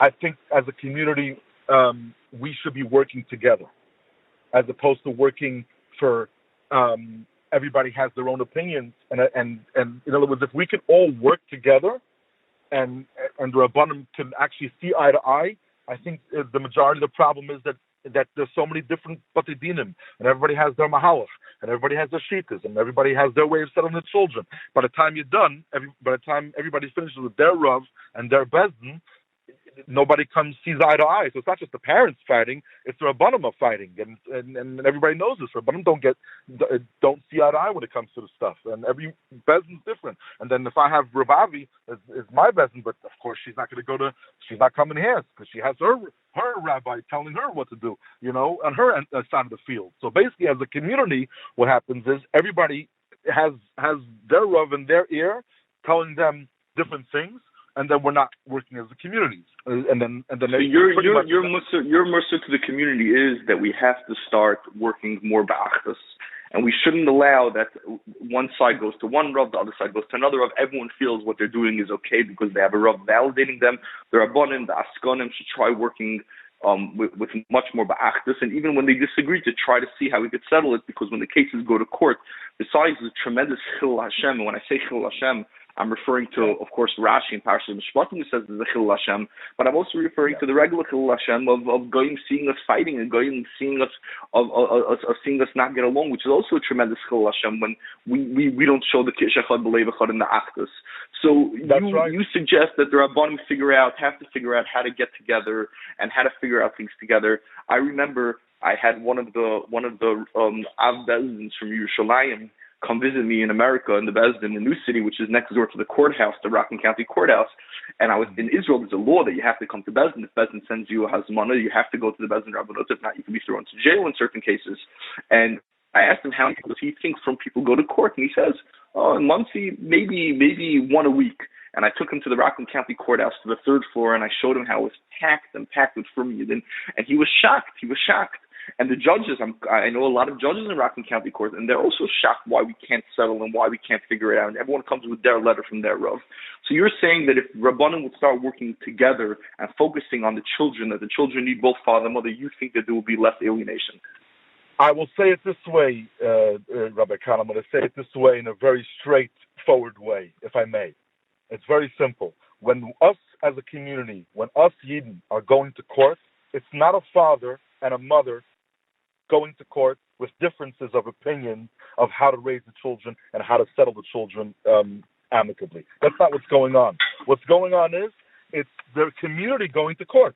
It's her with her circle of Rabbanim and Askanim and Rebbitzins, and by the time she's done, you have about 50 different opinions. Then you have him coming with his whole circle of people and Rabbanim, and by the time you're done, it's a community of rabbis fighting in court how we're going to settle these children and address the children properly. Is that not the biggest Khil Hashem ever? Like you just said, everybody's coming with their letters from their Rav, right? And their letters from their teacher, and one Rabbi says it's good this way, and Rabbi, this is not Klal Yisrael that it used to be that it was one community, but now because of all this back and forth, we end up in court, and who's fighting? It's the Rabbanim fighting. So it's not a father. It's not. In my case, it would be father versus mother. It's Rav versus Rav. Community versus community, Rebbitzin versus Rebbitzin. What a Khil Hashem. That's what I say. It's a Khil Hashem. I could tell you personally, I remember it's almost already 2 years ago, I got a phone call from the Rockland County Courthouse if I could come over. And one of the judges wanted to speak to me, and I came over, and she asked me, the judge, she tells me, I need to understand what is unsupervised milk.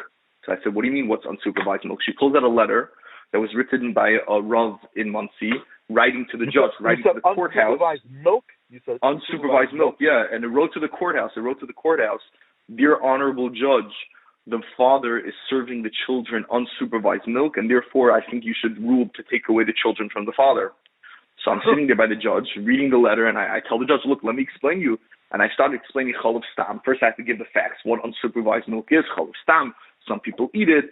Some people mamish hold it's from the Gimel Aver Chamura. Some people are extremely makel. I gave the whole spiel from all the sources and everything. And then she turns to me and she tells me after everything, and I explained it non-biased. I didn't explain what my opinion is on Khal Stam, but I explained and she turns to me. She says, and that's why a rabbi would rule that a father should lose a child. She was sitting there shocked.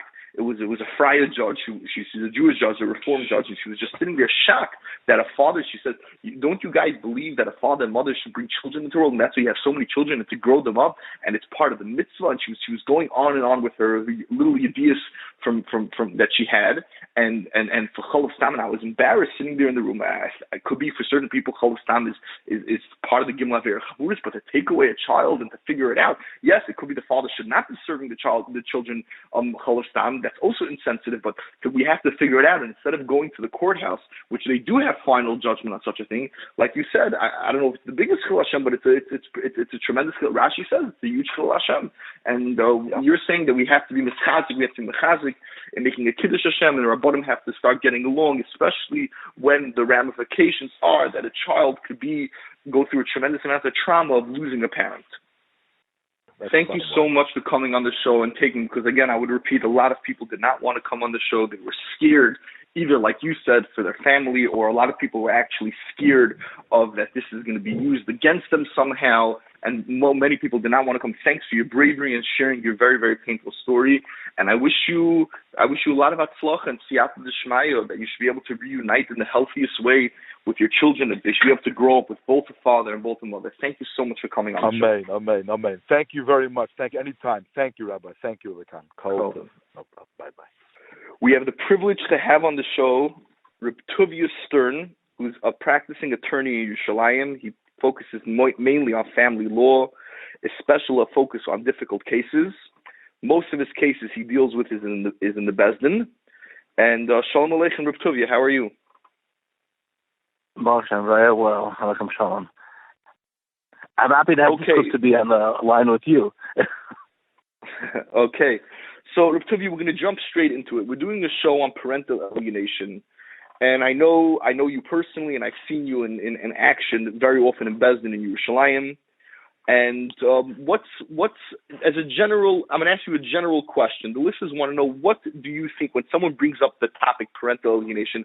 What goes through your mind? It's an attorney who practices in Yerushalayim in Bais Din. When you hear that word, what goes through your mind?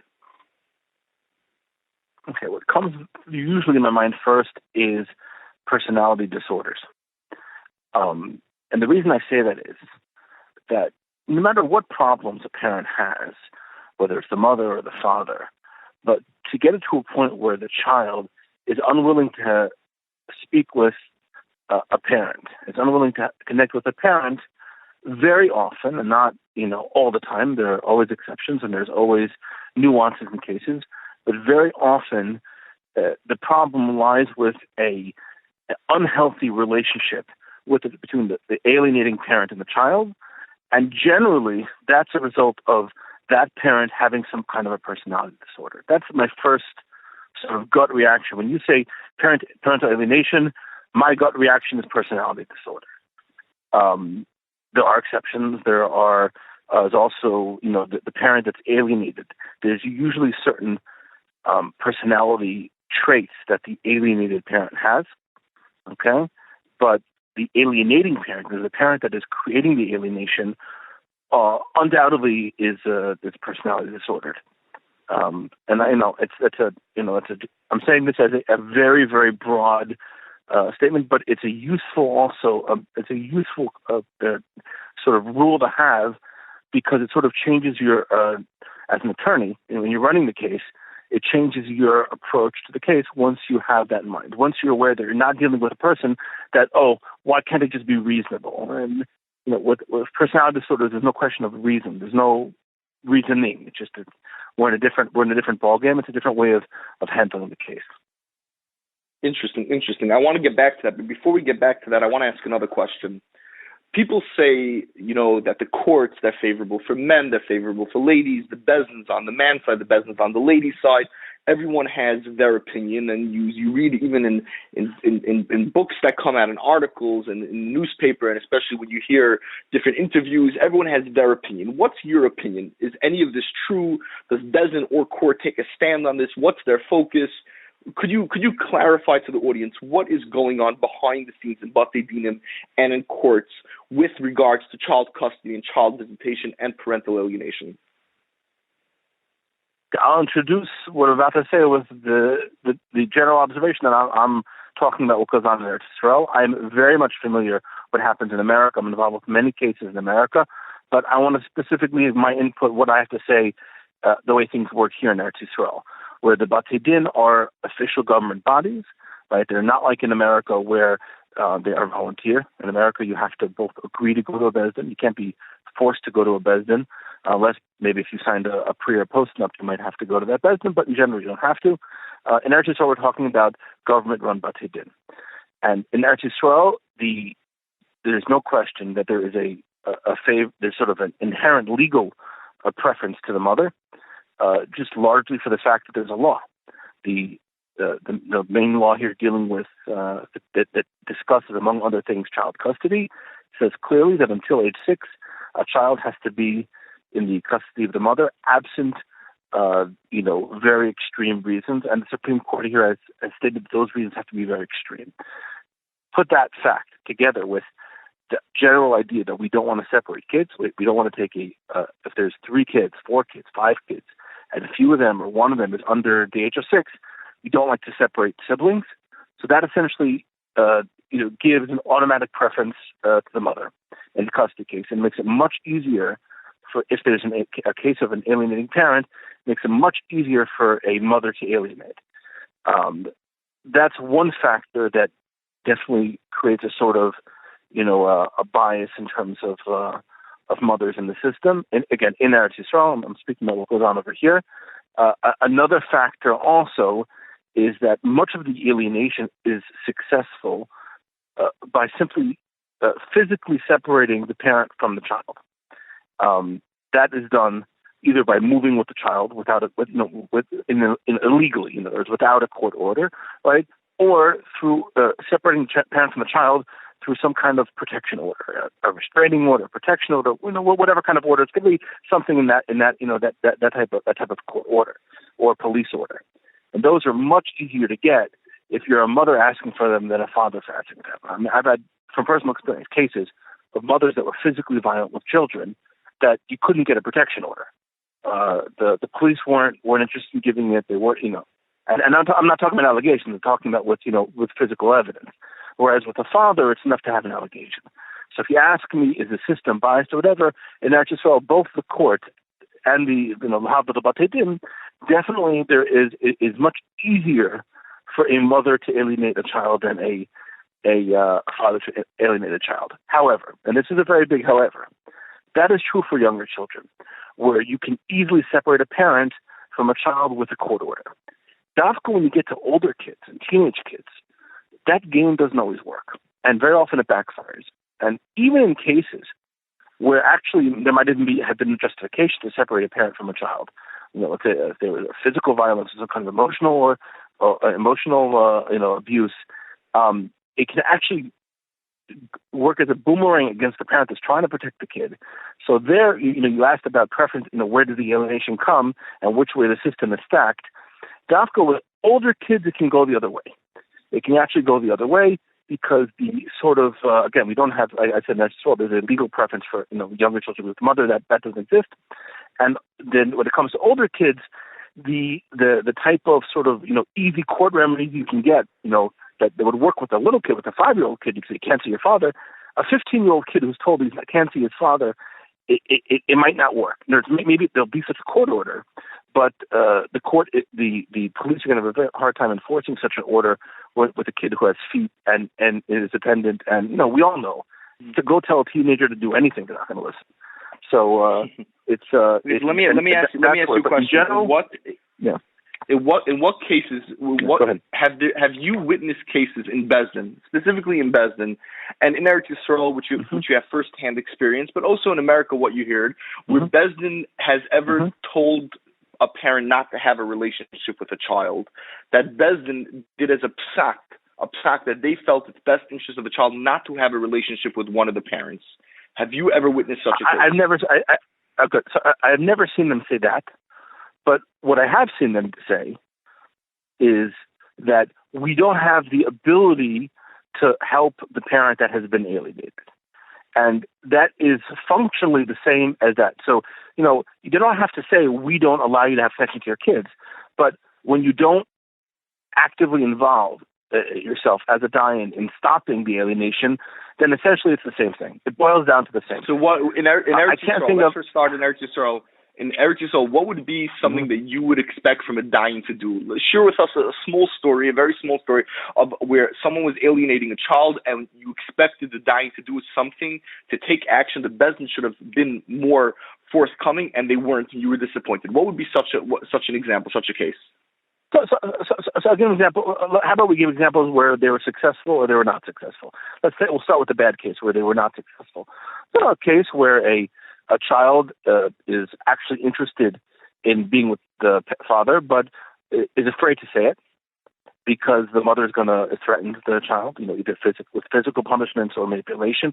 And the Bais Din literally wrote this. I'm talking about an actual decision that was written. They said, well, we can't go against what the child says. We can't, force a kid to do what they don't want. I'm talking about a 10-year-old kid.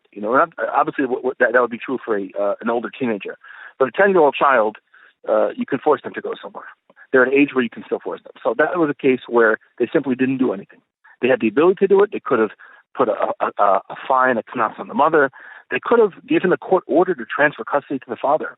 The literature is full of it. I mean, this is one of the things that came up in a lot in both the legal literature and the psychological literature, that the solution for alienation is simple, very simple. You just give a court order that the kid has to go to the other parent, and that can be forced with the police, and just take the kid and move him to the other parent, and then see if suddenly the alienating parent changes their mind. In some cases they won't, but in many cases they will. So that's a case where the Bais Din failed to do what they had to do. But there are other cases, and I've seen this, where the Bais Din basically actually, gave, specific amounts of money that would be, fines that would be on the alienating parent if the child does not have a connection with the alienated parent. And in some cases it worked, in some cases it didn't work. A lot of it even boils down to something as simple as what I call case management. And Rav Khan, you have a Bais Din, you know about case management. It's as a dayan, right, making sure that I don't just let, cases sort of sit there, piling up on the desk and not handling them.